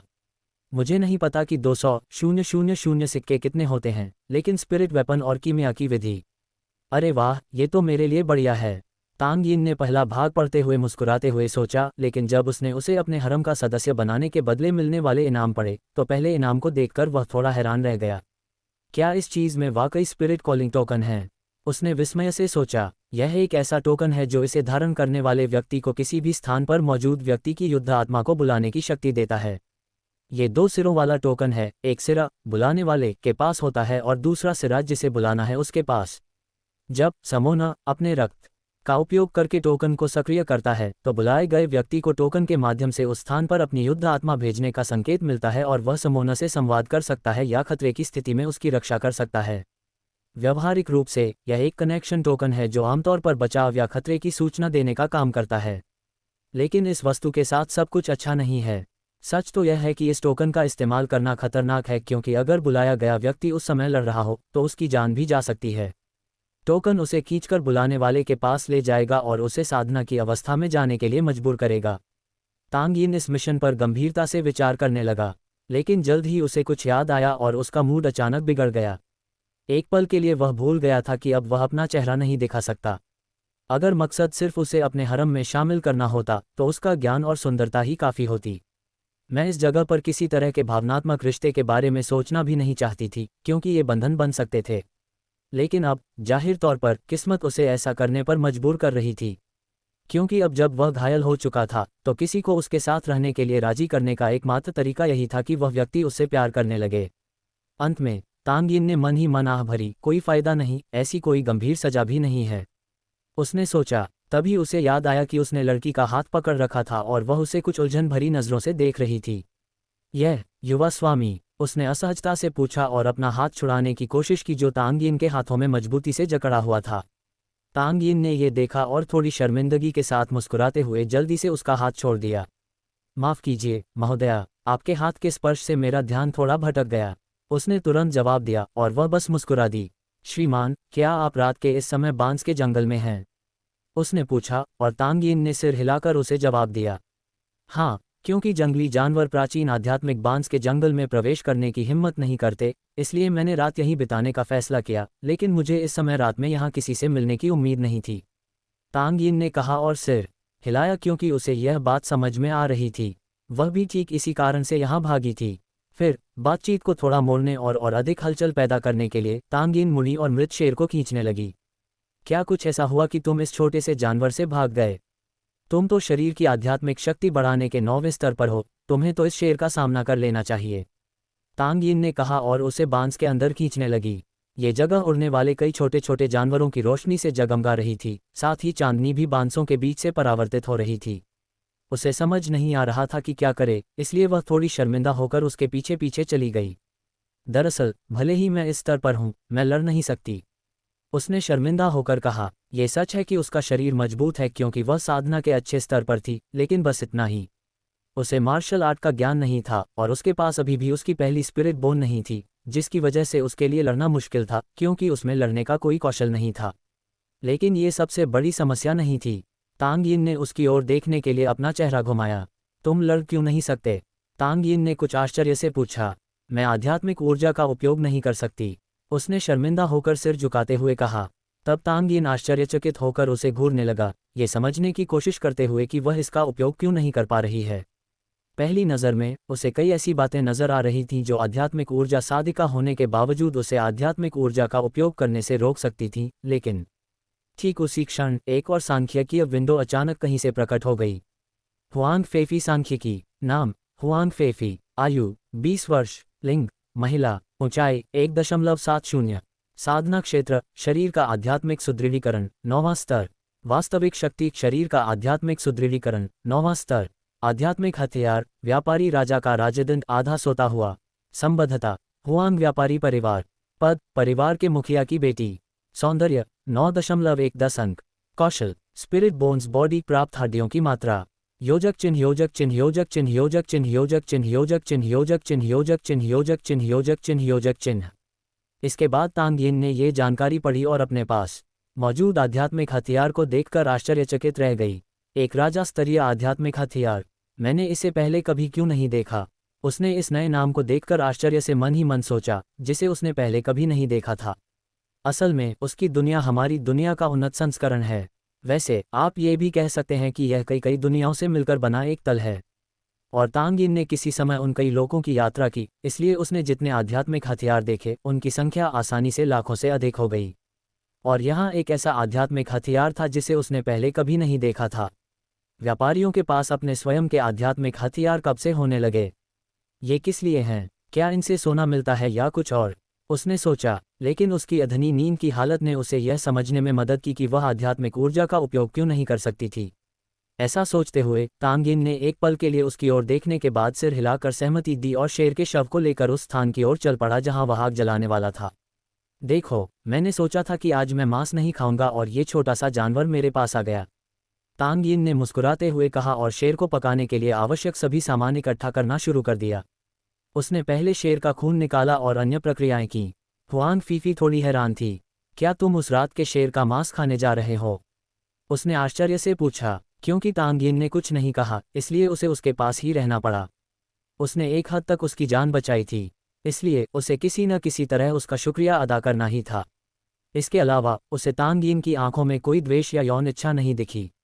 वे खूबसूरत नीली आंखें थीं, जिन्हें देखकर उसे बाकी आंखों की तरह असहजता महसूस नहीं हुई। इसीलिए उसे उसके आसपास रहने में कोई असहजता महसूस नहीं हुई। तांगिन ने उसकी ओर देखा और उसकी बात समझ गई। हाँ, मैं तुम्हारी बात पूरी तरह समझता हूँ। ये सच है कि इस चीज़ का मांस बहुत स्वादिष्ट नहीं होता, लेकिन जब हमारे पास खाने के लिए कुछ नहीं है तो हम नखरे कैसे कर सकते हैं? उसने जवाब दिया। फिर उसने हल्की सी मुस्कान बिखेरी और सिर हिलाया। मुझे तो ये कुछ हद तक समझ में आता है, उसने जवाब दिया और दोनों थोड़ा हंस पड़े। सारी तैयारी पूरी करने के बाद तांगिन ने शेर का मांस भूनना शुरू कर दिया। हालांकि उससे पहले उसे उससे वह हथियार मांगना पड़ा जो वह इस मांस को काटने के लिए अपने साथ रखती थी।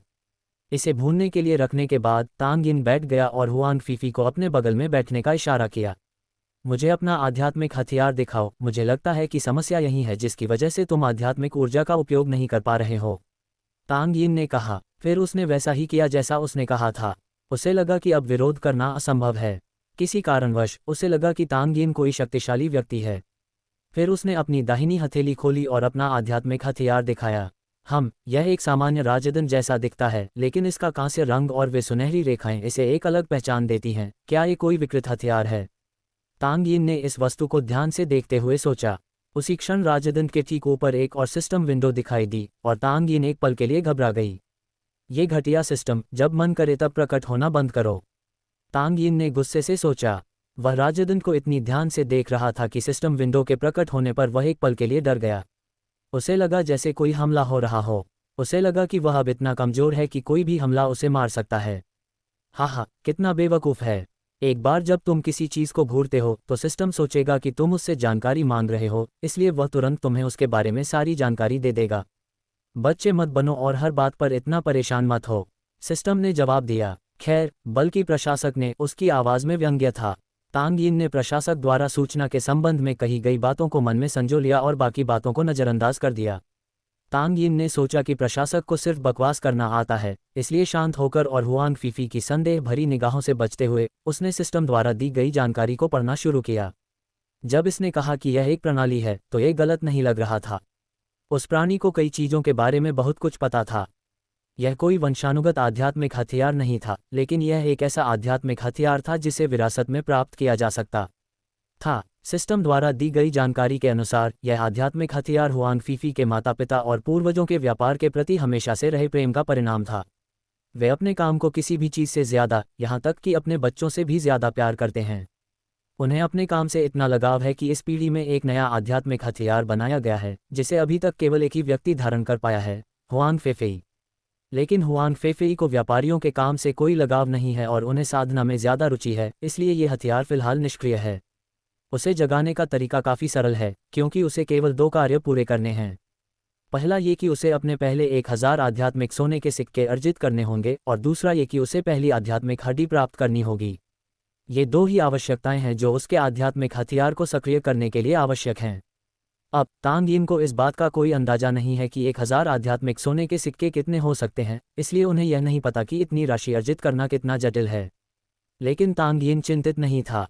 आध्यात्मिक हथियार को जागृत करने का काम उसका नहीं था, इसलिए स्वाभाविक रूप से वह चिंतित नहीं था। हालांकि इस मामले में उसने उस प्रणाली द्वारा दिए गए पहले मिशन को पूरा करने का एक तरीका ढूंढ लिया था, क्योंकि अगर वह इसमें उसकी मदद करता तो शायद वह उसे अपना शिष्य बना सकता था। लेकिन सच्चाई यह है कि आध्यात्मिक हथियार के वर्णन ने तांगिन को अवाक कर दिया था। हे भगवान, ये सब क्या बकवास है, उसने सोचा। ये कैसे संभव है कि इस दुनिया में ऐसे लोग भी हैं जो पैसे से इतना प्यार करते हैं। लेकिन अंत में वह केवल अपना सिर हिला सका। खैर, पैसे के प्रति उनके अत्यधिक प्रेम ने उन्हें एक राजा श्रेणी का विरासत में मिला आध्यात्मिक हथियार बनाने में मदद की, जो अपने आप में अद्भुत है। लेकिन ये वाकई दुर्भाग्यपूर्ण है कि यह प्यारी सी बच्ची ऐसे हास्यास्पद परिवार में पैदा हुई। उसने सोचा, अपने माता पिता, बहनों और भाइयों के प्यार में पले बड़े उस व्यक्ति के लिए। वह नहीं जानता था कि ऐसे परिवार में जन्म लेना कैसा महसूस होता होगा, लेकिन वह जानता था कि ये दर्दनाक हो सकता है। लेकिन खैर, वह कुछ नहीं कर सकता था, इसलिए वह मन ही मन उसके लिए शोक मनाता रहा। और यह सब देखने के बाद तांग यिन ने स्पिरिट वेपन से नजरें हटा लीं और मांस को थोड़ा सा खिसकाया ताकि वह दूसरी तरफ से भी पक जाए।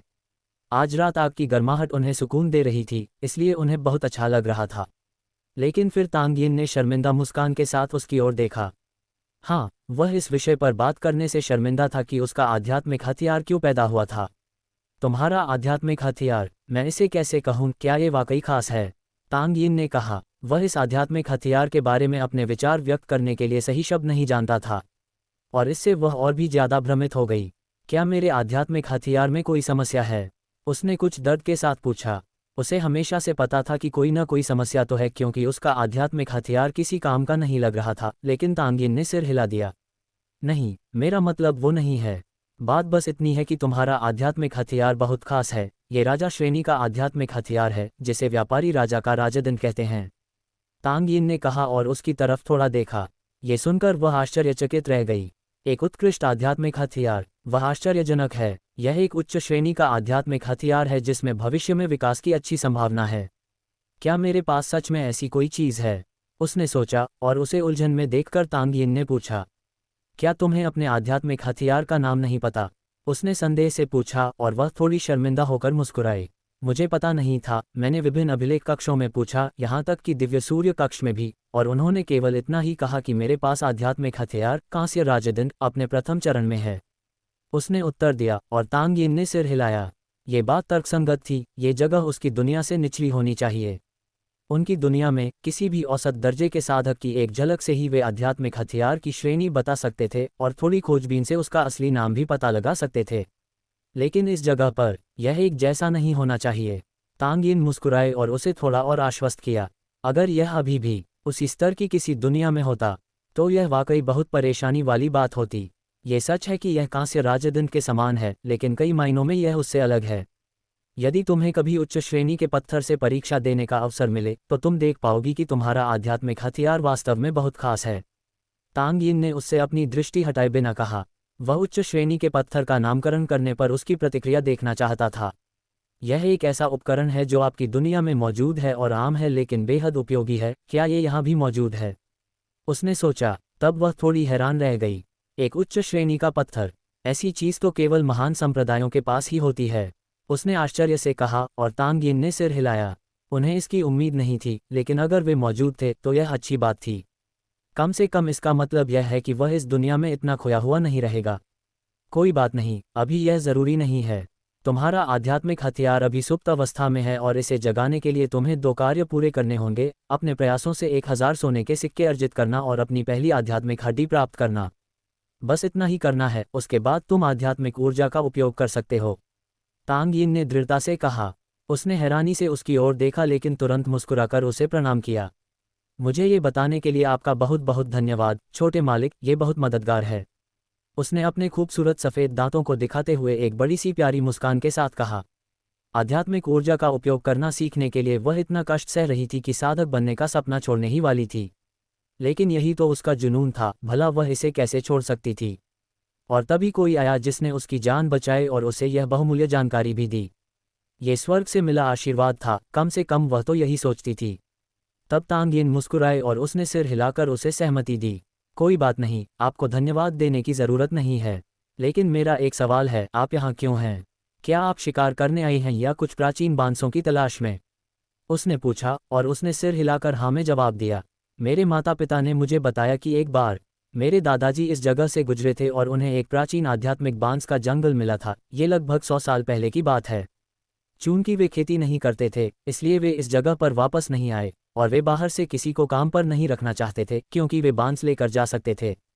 इसीलिए जब मैंने अपनी आध्यात्मिक शक्ति को जागृत किया और साधना शुरू की, तो वे चाहते थे कि मैं साधना करूं, इस उम्मीद में कि एक दिन मैं यहाँ आकर इस जगह को ढूंढ सकूं और फिर हम प्राचीन बांस से बने कुछ उत्पाद बेच सकें। जैसा कि आप जानते हैं, प्राचीन बांस बहुत महंगा होता है। उसने यहाँ अपने काम के बारे में थोड़ा थोड़ा समझाते हुए कहा। संक्षेप में कहें तो वह बेचने के लिए प्राचीन आध्यात्मिक बांस की तलाश में आई थी। व्यापारियों की बेटी होने के नाते ये सामान्य बात थी, लेकिन किसी कारणवश तांग यिन को उसके लिए थोड़ी दया आई, क्योंकि वह जानता था कि उन लोगों को उससे ज़्यादा पैसे की ज़रूरत थी। उसे बिना आध्यात्मिक ऊर्जा का प्रयोग करने की क्षमता दिए इस जगह पर भेजना। इससे यह बात बिल्कुल स्पष्ट हो गई कि उन्हें सिर्फ पैसा चाहिए था और बाकी किसी चीज़ की उन्हें परवाह नहीं थी। तांग यिन इस मामले में पड़ना नहीं चाहता था, लेकिन इस स्थिति में उसके लिए चुप रहना वास्तव में बहुत मुश्किल था। वह कुछ ऐसा कहना चाहता था, श्रीमती, आपका परिवार आपका इस्तेमाल अपने धनवान बनने के लिए कर रहा है, क्या आपको ये समझ नहीं आ रहा? लेकिन वह ऐसा नहीं कर सका। जब वह इस तरह सोच रहा था, तभी हुआंग फीफी ने असहाय होकर मुस्कुराते हुए अपने पैरों को उठाया और उन्हें गले लगा लिया। उन्होंने मुझसे कहा था कि यहाँ कोई खतरा नहीं है, लेकिन जब मैं यहाँ आई तो मुझे जंगली जानवरों के कई झुंड मिले। उन्हें पता है कि मैं आध्यात्मिक ऊर्जा का उपयोग नहीं कर सकती। मुझे नहीं पता कि उन्होंने मुझे इस तरह क्यों भेजा, उसने असहाय होकर कहा और अपने पैरों को कसकर पकड़ लिया। फिर तांग यिन ने उसकी ओर देखा और आह भरते हुए अपना सिर हिलाया। अगर वो खुद ही इसका हल निकाल ले तो और भी अच्छा। उसने बेबसी से सोचा और शेर के मांस के टुकड़े उठाने के लिए हाथ ऊपर उठाए। लो, इसे चखो, भले ही यह शेर का मांस हो, मैं तुम्हें यकीन दिलाता हूँ कि इसका स्वाद अच्छा है, उसने कहा और खाना शुरू कर दिया। फिर उसने भी वैसा ही किया। अब जब वह दुखी थी तो उसके पास करने के लिए यही एकमात्र उपाय था। जैसे ही उसने निवाला लिया, वह स्वाद से आश्चर्यचकित रह गई। ये तो वाकई बहुत स्वादिष्ट है, उसने सोचा। खाने से बिल्कुल भी बदबू नहीं आ रही थी और इसका स्वाद तो इसकी गंध से भी कहीं बेहतर था। क्या उसे वह रात याद नहीं थी जब शेर का मांस खाने में बहुत ही खराब लगा था? यह इतना स्वादिष्ट कैसे है, उसने सोचा। और तांग यिन मुस्कुराए। हे, शेख ही नहीं मार रहा, लेकिन मैं एक बेहतरीन शेफ हूँ, उसने मुस्कुराते हुए कहा और फिर एक और टुकड़ा खा लिया। फिर उसने उसकी ओर मुड़कर देखा और सिर हिलाया। हाँ, मुझे उम्मीद नहीं थी कि छोटे मालिक इतना अच्छा खाना बनाएंगे, ये बहुत स्वादिष्ट है, उसने कहा और खाना शुरू कर दिया। तांग यिन के चेहरे पर बंदी पट्टियों के कारण वह उसे देख नहीं पा रही थी, फिर भी उसके चेहरे पर मुस्कान और चौड़ी हो गई। उसे हमेशा अच्छा लगता है जब कोई खूबसूरत महिला उसकी तारीफ करती है, उसने सोचा। और इस तरह उन्होंने कुछ घंटे खाने पीने और हंसने हंसने में बिताए, साथ ही इधर उधर की कुछ छोटी मोटी बातें भी कीं। उसके बाद वे दोनों बांसों के बीच लेटकर सो गए। हालांकि यह आरामदायक नहीं था, लेकिन सच तो यह है कि रात बुरी नहीं गुजरी। अगली सुबह तांग यिन जल्दी उठी, कुछ मांस पकाया और बांस काटने का कोई तरीका सोचने लगी। इन चीज़ों को काटना मुश्किल है, इन्हें काटना बेहद कठिन है, और हालांकि इनमें कई चीज़ों के प्रति कमजोरियां होती हैं, लेकिन उन चीज़ों को ढूंढना आसान नहीं है। आसपास देखने के बाद उसने पाया कि हुआंग फीफी खड़ी हो गई थी और उसने उसे सिर हिलाकर अभिवादन किया। सुश्री हुआंग, अगर आप नहाना चाहें तो उस कटोरे में पानी है और मांस भी वहीं है। मैं इन बांसों को काटने का कोई तरीका ढूंढ रहा हूँ, तांग यिन ने कहा, और जब उसने सिर हिलाकर सहमति दी तो वह और अधिक देखने लगा। उसे लगा कि शायद उसे कुछ मिल जाएगा, लेकिन काफ़ी देर तक खोजने और कई बार चक्कर लगाने के बाद अंत में उसे कुछ नहीं मिला और वह भरते हुए वापस लौटने के अलावा कुछ नहीं कर सका। फिर वह थोड़ी उलझन में पड़ गई। युवा स्वामी, क्या आप बांस काटने के लिए किसी औजार की तलाश कर रहे हैं? क्या आप इसे आध्यात्मिक ऊर्जा से नहीं काट सकते? उसने उलझन में पूछा और तांग यिन ने उसकी ओर देखा। उसका सिर चकरा गया था। क्या उसे यह नहीं दिख रहा कि मुझमें कोई आध्यात्मिक शक्ति नहीं है? क्या वह इतनी अनुभवहीन है? उसने आश्चर्य से सोचा। मैं आध्यात्मिक ऊर्जा का उपयोग नहीं कर सकता, मिस हुआंग, मैं अपंग हो गया हूँ, उसने बेबसी से कहा, और वह स्पष्ट रूप से आश्चर्यचकित हुई लेकिन तुरंत माफ़ी मांग ली। मुझे खेद है, युवा स्वामी, मुझे लगा कि आप मुझसे कहीं अधिक शक्तिशाली हैं और इसीलिए मैं आपकी शक्ति को नहीं देख पाए, उसने खेद व्यक्त करते हुए कहा। उनसे वह सवाल पूछना शायद उनके लिए अपमानजनक था, लेकिन वह केवल माफ़ी मांग सकती थी। तब तांग यिन को बात समझ में आ गई और उसने अपने कंधे उचका दिए। आप चिंता न करें मिस हुआंग, मैं समझती हूँ, लेकिन इसीलिए मुझे इसे काटने के लिए एक औजार ढूंढना होगा। आपकी तलवार ठीक रहेगी, लेकिन समस्या यह है कि इसकी नोक प्राचीन आध्यात्मिक बांस को काटने के लिए पर्याप्त नहीं है, और इस तरह बिना आध्यात्मिक ऊर्जा के इसे काटना बहुत धीमा होगा, तांग यिन ने कहा और सिर हिलाया। मुझे कोशिश करने दीजिए, युवा स्वामी। हालांकि मैं अधिक आध्यात्मिक ऊर्जा का उपयोग नहीं कर सकती, लेकिन मैं यहाँ ये जानते हुए आई हूँ कि मुझे इसे पर्याप्त मात्रा में काटना चाहिए, भले ही इसमें मुझे लंबा समय लगे, उसने मुस्कुराते हुए कहा और खड़ी हो गई, फिर अपनी तलवार से बांस काटने लगी। उसकी तलवार में उसकी कुछ आध्यात्मिक ऊर्जा समाहित थी, इसलिए उससे दर्द तो होता था, लेकिन तांग यिन ने अपना सिर हिलाया। नुकसान बहुत ही दयनीय था। वह वहां पूरा दिन बिता सकती थी और वह केवल लगभग 5 बांस ही काट सकती थी, और वह उन्हें 1 मीटर के 2 हिस्सों में भी नहीं काट सकती थी। ये बेहद दुखद है। सिस्टम, क्या आपके पास कोई उपाय है? तांग यिन ने पूछा। उसे भी इस बांस की कुछ मात्रा चाहिए थी। सिस्टम को जवाब देने में कुछ सेकंड लगे। एक तरीका है। हुआंग फीफी अपने साथ अग्नि सुगंधित पाउडर, पृथ्वी सुगंधित पाउडर और जड़ी बूटी रखता है। रुको रुको, तुम्हारा मतलब है कि उसके पास इतनी उपयोगी चीज़ है और उसने अभी तक उसे बाहर नहीं निकाला? उसने प्रशासक को अपनी बात पूरी करने से पहले ही हैरानी से पूछा।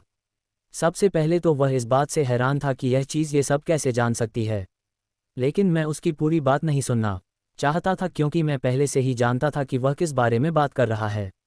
ऐसे 5 तत्व हैं जिन्हें मिलाकर अधिकांश पादप प्रकार के निष्क्रिय जीवों का मुकाबला किया जा सकता है।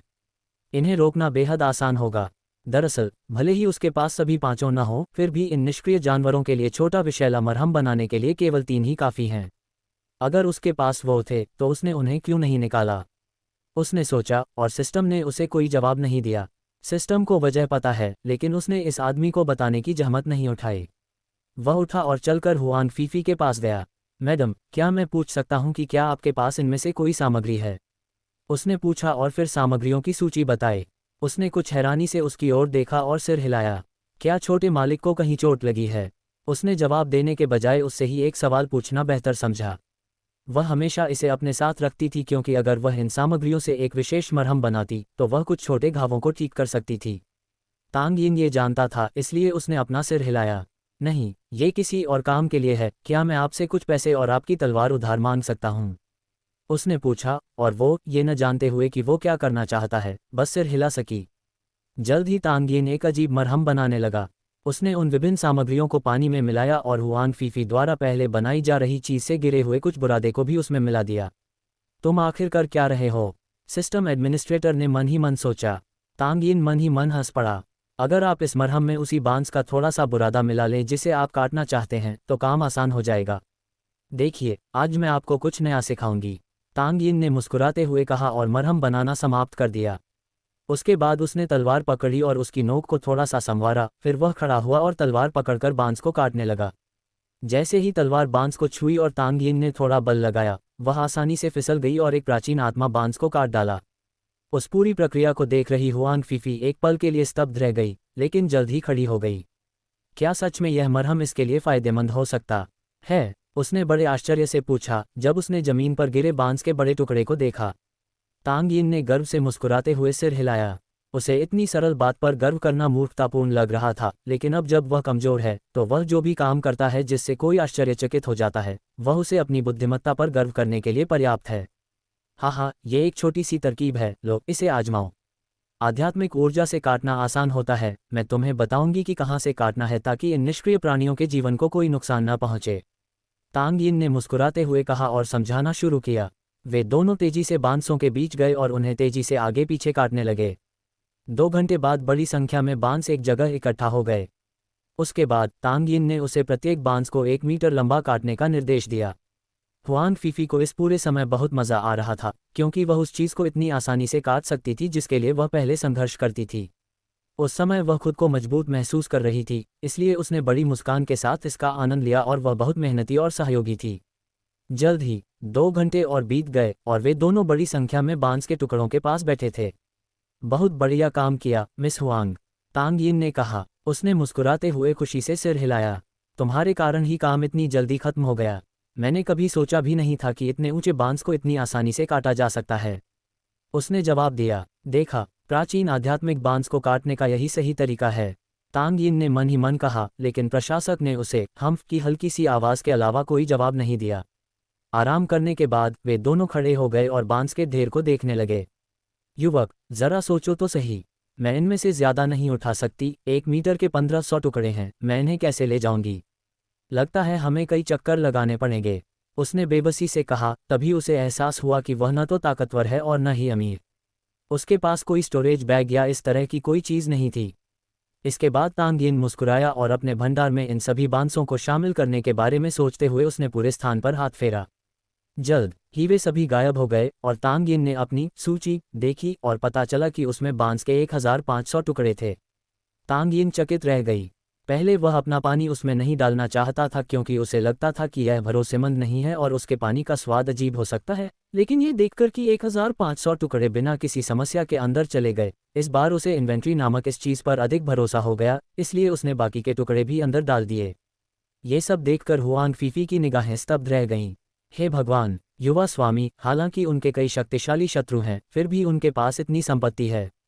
उसने विस्मय से सोचा। उसने उससे यह नहीं पूछा था कि वह विकलांग क्यों है, क्योंकि ऐसा करना अपमानजनक होता, लेकिन उसके द्वारा किया गया हर काम उसे और भी ज्यादा आश्चर्यचकित कर रहा था।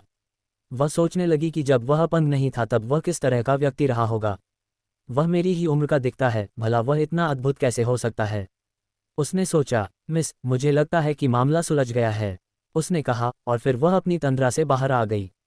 युवा स्वामी, आप सचमुच अद्भुत हैं, आपके पास तो बहुत सारा सामान रखने की जगह है, उसने विस्मय से उनकी प्रशंसा करते हुए कहा और तांग यिन ने सिर हिलाया। उसे पता ही नहीं चला कि उसके पास सामान की सूची है। उसके बाद वे दोनों उस जगह से चले गए। वे पिछली रात तय किए गए समय से थोड़ा देर से आ रहे थे। उन्हें सुबह जल्दी निकलना था, लेकिन वे बहुत देर से उठे और बांस काटने में काफ़ी समय लग गया, इसलिए उन्हें बहुत देर हो गई। इसलिए वे दोनों इस जगह के सबसे नज़दीकी शहर के लिए रवाना हो गए, रेड रेन सिटी, जहां से हुआंग फीफी आई थी, और उसने उसे इसके बारे में थोड़ा बहुत बताना भी शुरू कर दिया। Huang Phi Phi red rain city की एक साधिका हैं। उनका जन्म आध्यात्मिक हथियार के साथ हुआ था, इसलिए जन्म से ही उनके शरीर में आध्यात्मिक ऊर्जा व्याप्त है, जो उन्हें अन्य साधकों के बीच विशेष दर्जा दिलाती है। आखिरकार, सभी साधक जन्म से ही आध्यात्मिक हथियार लेकर पैदा नहीं होते। वास्तव में, अधिकांश साधक आध्यात्मिक हथियार के बिना ही पैदा होते हैं, और जिनके शरीर में जन्म से ही आध्यात्मिक ऊर्जा नहीं होती, उन्हें साधना करने के लिए बाद में बाहरी आध्यात्मिक हथियार प्राप्त करने पर निर्भर रहना पड़ता है। इसका अर्थ यह है कि एक सामान्य व्यक्ति भी साधक बन सकता है, बशर्ते उसके पास एक ऐसा बाह्य आध्यात्मिक हथियार हो जो उसके अनुकूल हो। लेकिन बाह्य आध्यात्मिक हथियार प्राप्त करने के लिए बहुत धन खर्च करना पड़ता है, क्योंकि ये हथियार सस्ते नहीं होते। इसीलिए तांग यिन इस मिशन के पुरस्कार में रुचि रखती हैं।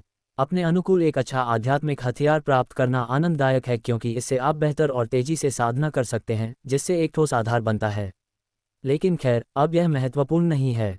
सच तो यह है कि हुआंग फीफी जन्म से ही आध्यात्मिक हथियार के साथ पैदा हुई थी, इससे उसे शुरुआत से ही आध्यात्मिक ऊर्जा मिलती है, इसलिए उसकी भविष्य की क्षमता कहीं अधिक होनी चाहिए। लेकिन 20 वर्ष की आयु में आध्यात्मिक शक्ति बढ़ाने के क्षेत्र में 9वें स्तर की उपलब्धि ये दर्शाती है कि वह उतनी प्रतिभाशाली नहीं है जितना अन्य लोग सोचते हैं, या फिर उसमें कोई कमी है। इस आयु में उसके शहर के मानकों के अनुसार भी इस स्तर पर होना दयनीय है। पूरे साम्राज्य के मानकों की तो बात ही छोड़ दें। उदाहरण के तौर पर, शहर में उसके हमउम्र सभी साथी पहले से ही दूसरे क्षेत्र के चौथे स्तर, यानी आध्यात्मिक प्रवेश क्षेत्र से ऊपर हैं। एक साधक और साधना से प्रेम करने वाली व्यक्ति होने के नाते वह हमेशा से शाही अकादमी में प्रवेश करना चाहती थी, लेकिन प्रवेश के लिए आध्यात्मिक प्रवेश क्षेत्र के प्रथम स्तर पर होना न्यूनतम आवश्यकता है, जिसे वह पूरा नहीं करती है। यदि वह अपने वर्तमान स्तर के अनुरूप स्पिरिट बोन प्राप्त कर लेती है, तो वह जल्द ही उस दायरे में प्रवेश कर जाएगी, लेकिन फिर भी वह इस तथ्य से बहुत सीमित रहेगी कि वह आध्यात्मिक ऊर्जा का उपयोग नहीं कर सकती, और भले ही वह इस समस्या का समाधान कर ले, फिर भी वह अपने साथियों से बहुत पीछे रहेगी, भले ही वह जन्म से ही आध्यात्मिक हथियार के साथ पैदा हुई हो। अगर वह इस समय अकादमी में प्रवेश पाने में कामयाब भी हो जाती है, तो वह वहाँ केवल 5 साल के लिए ही रह सकती है, और उस समय में असाधारण ऊंचाइयों तक पहुँचने के लिए उसके लिए उत्कृष्ट प्रदर्शन करना मुश्किल है। खैर, फिलहाल तो उसकी एक समस्या, और वह भी मुख्य समस्या, का हल उसे पहले से ही पता है, या कम से कम वह उस उम्मीद को बनाए रखना चाहती है जो तांग यिन ने उसे दी थी, इसलिए वह आशावान थी। जब तक वह आध्यात्मिक ऊर्जा का उपयोग कर सकती है, तब तक उसके लिए कुछ भी संभव हो सकता है, उसने सोचा। उसकी मौजूदा योजना स्पिरिचुअल बोन प्राप्त करने, कुछ बांस बेचकर 1000 सोने के सिक्के जुटाने और फिर इंपीरियल सिटी जाकर अकादमी में प्रवेश पाने की कोशिश करने की है। अब बात करते हैं उसके निजी मामले और मौजूदा हालात की। हुआंग फीफी 2 व्यापारियों की बेटी है। वे अमीर तो नहीं हैं, लेकिन गरीब भी नहीं हैं। वे इस साम्राज्य और पड़ोसी साम्राज्य में भी व्यापार करते हैं, लेकिन उसके माता पिता के काम की वजह से शहर में उनका एक काफ़ी शक्तिशाली दुश्मन है जो उन पर दबाव डाल रहा है, और इसी वजह से उसे बांस लाने के लिए जाना पड़ा, क्योंकि उसके परिवार को इस दबाव से बाहर निकलने के लिए उस पैसे की ज़रूरत थी। अपने और अपने परिवार के बारे में थोड़ा बहुत बताने के बाद उसने रास्ते में उसे और भी कई बातें बताईं, और उन्होंने कई अलग अलग विषयों पर बातचीत की। क्या तुमने पहले ही सोच लिया है कि स्पिरिट बोन कहाँ से मिलेगी? तांग यिन ने पूछा और उसने अपना सिर हिलाया। मैं इसे अपने दम पर हासिल नहीं कर सकती क्योंकि मैं इतनी ताकतवर नहीं हूँ, इसलिए मैं किसी विशाल वन में नहीं जा सकती।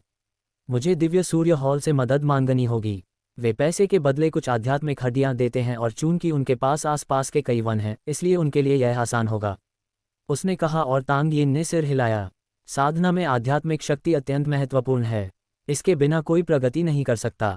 प्रत्येक क्षेत्र के 9वें स्तर पर पहुंचने के बाद यदि कोई 10वें स्तर तक पहुंचना चाहता है तो उसे आध्यात्मिक अस्थि प्राप्त करनी होगी। आध्यात्मिक अस्थि दो प्रकार की होती हैं, मुख्य आध्यात्मिक अस्थि और संग्रह आध्यात्मिक अस्थि। दोनों के अलग अलग कार्य हैं और मुख्य हड्डियों में से लगभग केवल एक ही प्रति साधना स्तर पर प्राप्त की जा सकती है, और यह केवल तभी प्राप्त की जा सकती है जब संबंधित व्यक्ति साधना स्तर के 9वें स्तर में प्रवेश कर चुका हो।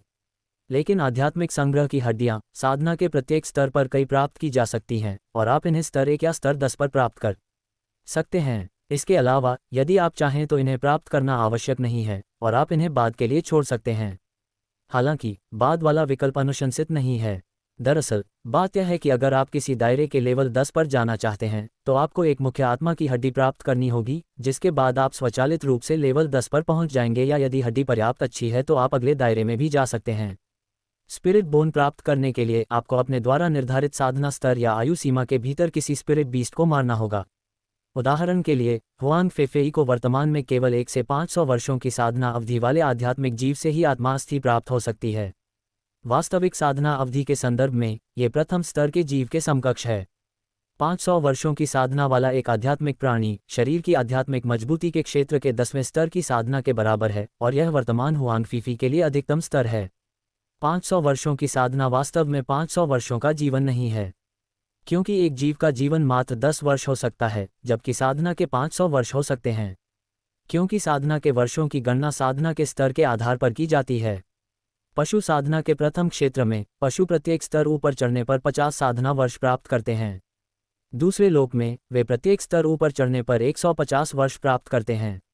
लेकिन 500 साल पुराना स्पिरिट बीस्ट उस छोटे से शेर से कहीं ज़्यादा शक्तिशाली है। अगर हुआंग फीफी को उस छोटे से शेर से भागना पड़े तो फिर वह इतने बूढ़े स्पिरिट बीस्ट को कभी मार नहीं सकती थी। यहाँ तक कि 50 साल का कोई व्यक्ति भी उसे मार सकता था। इसीलिए उसे अपनी साधना की हड्डियां प्राप्त करने के लिए मदद की ज़रूरत है।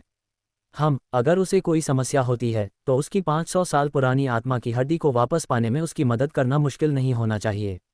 शायद वह उस मिशन को पूरा करने में कामयाब हो जाए, तांग यिन ने सोचा। उसने डिवाइन सन हॉल को नज़रअंदाज करना चुना क्योंकि जिस तरह से उसने बताया उससे लगा कि यह बात सबको पता है। अगर उसे नहीं पता होता तो वह शक कर बैठती, इसलिए इसे बचना ही बेहतर था। वैसे शहर में बांस की कीमत कितनी है? तांग यिन ने पूछा। यह महत्वपूर्ण था क्योंकि एक अनजान दुनिया में यही उसकी आय का मुख्य स्रोत था। हालांकि उसने उन सभी को बेचने की योजना नहीं बनाई थी, फिर भी उसे अच्छी आजीविका कमाने के लिए कम से कम कुछ तो बेचनी ही चाहिए। वह मुस्कुराए। व्यापारी और रसायनशास्त्री संघ प्रत्येक 1 मीटर पुराने आध्यात्मिक बांस के लिए 5 से 10 आध्यात्मिक सोने के सिक्के देते हैं। लेकिन ये बांस कई साल पुराने लगते हैं, इसलिए प्रति मीटर लगभग 5 से 20 आध्यात्मिक सोने के सिक्के मिलने चाहिए। उसने खुशी से कहा। वह इससे बहुत खुश थी। वह अमीर हो गई थी और उसने कभी सोचा भी नहीं था कि वह इतने सारे प्राचीन आध्यात्मिक बांस काट सकती है। युवा स्वामी को अधिक धन मिलता है तो उन्हें 10,000 से अधिक आध्यात्मिक स्वर्ण सिक्के मिलने चाहिए। ये तो अद्भुत है युवा स्वामी। शहर में आध्यात्मिक जड़ी बूटियों की कीमतों को देखते हुए आपके घावों को भरने के लिए कुछ जड़ी बूटियां मिल सकती हैं, उसने प्रसन्नतापूर्वक कहा। कुछ समय पहले तांग यिन और हुआंग फीफी ने इस विषय पर बात की थी और तांग यिन ने उसे बताया था कि उसके पास ठीक होने और साधना में वापस लौटने का एक तरीका है, लेकिन उसे समय चाहिए। तभी हुआंग फीफी ने फैसला किया कि वह इसका अधिकांश हिस्सा तांग यिन को दे देगी। हालांकि तांग यिन ने उसे यह नहीं बताया था कि उसे पैसों की ज़रूरत है। पहले तो वह उसे 1300 देना चाहती थी और खुद केवल 200 रखना चाहती थी, लेकिन तांग यिन ने फिर भी उसे 300 और देने पर जोर दिया। वह कोई संत नहीं था जो उसे दिए जा रहे उपहार को ठुकरा दे, लेकिन उसके पास जो औजार थे उनके बिना वे इतने सारे बांस के टुकड़े नहीं बना सकते थे, इसलिए उसे 500 देना और 1000 अपने पास रखना ठीक था। तांग यिन ने उसकी कही बात पर सहमति में सिर हिलाया। वैसे क्या आप ग्रीन क्लाउड साम्राज्य से हैं युवा स्वामी? उसने पूछा, और तांग यिन ने कुछ उलझन में उसकी ओर देखा, लेकिन फिर एक याद आने पर वह समझ गया। रेन शियाओ ने उस समय शोध किया था कि ग्रीन क्लाउड साम्राज्य रसातल के निकट स्थित है। यह उस स्थान के सबसे निकटतम साम्राज्य है। बस उसे यह नहीं पता था कि वह कहाँ स्थित है, और जाहिर है तांग यिन को भी इसका कोई अंदाज़ा नहीं था। रेन शियाओ अपनी मृत्यु से पहले उस साम्राज्य की तलाश कर रहा था, लेकिन वह उसे ढूंढ नहीं पाया था। और जाहिर तौर पर ग्रीन क्लाउड साम्राज्य दूसरी तरफ था। तांग यिन ने अपना सिर हिलाया। नहीं, दरअसल मैं दक्षिणी क्षेत्र से आता हूँ, उन्होंने शांत भाव से कहा। और उसने उसकी तरफ देखा और वह बेहद आश्चर्यचकित हुई। क्या आप दक्षिणी क्षेत्र से हैं? हे भगवान, ये तो बहुत दूर है, उसने कहा, और तांग यिन ने सिर हिलाया। रेन शियाओ की यादों से भले ही उस व्यक्ति ने इस दुनिया की बहुत कम खोजबीन की हो, लेकिन वह बता सकता था कि यह महाद्वीप अविश्वसनीय रूप से विशाल था। यह इतना विशाल है कि इसका एक क्षेत्र पूरे महाद्वीप के बराबर हो सकता है।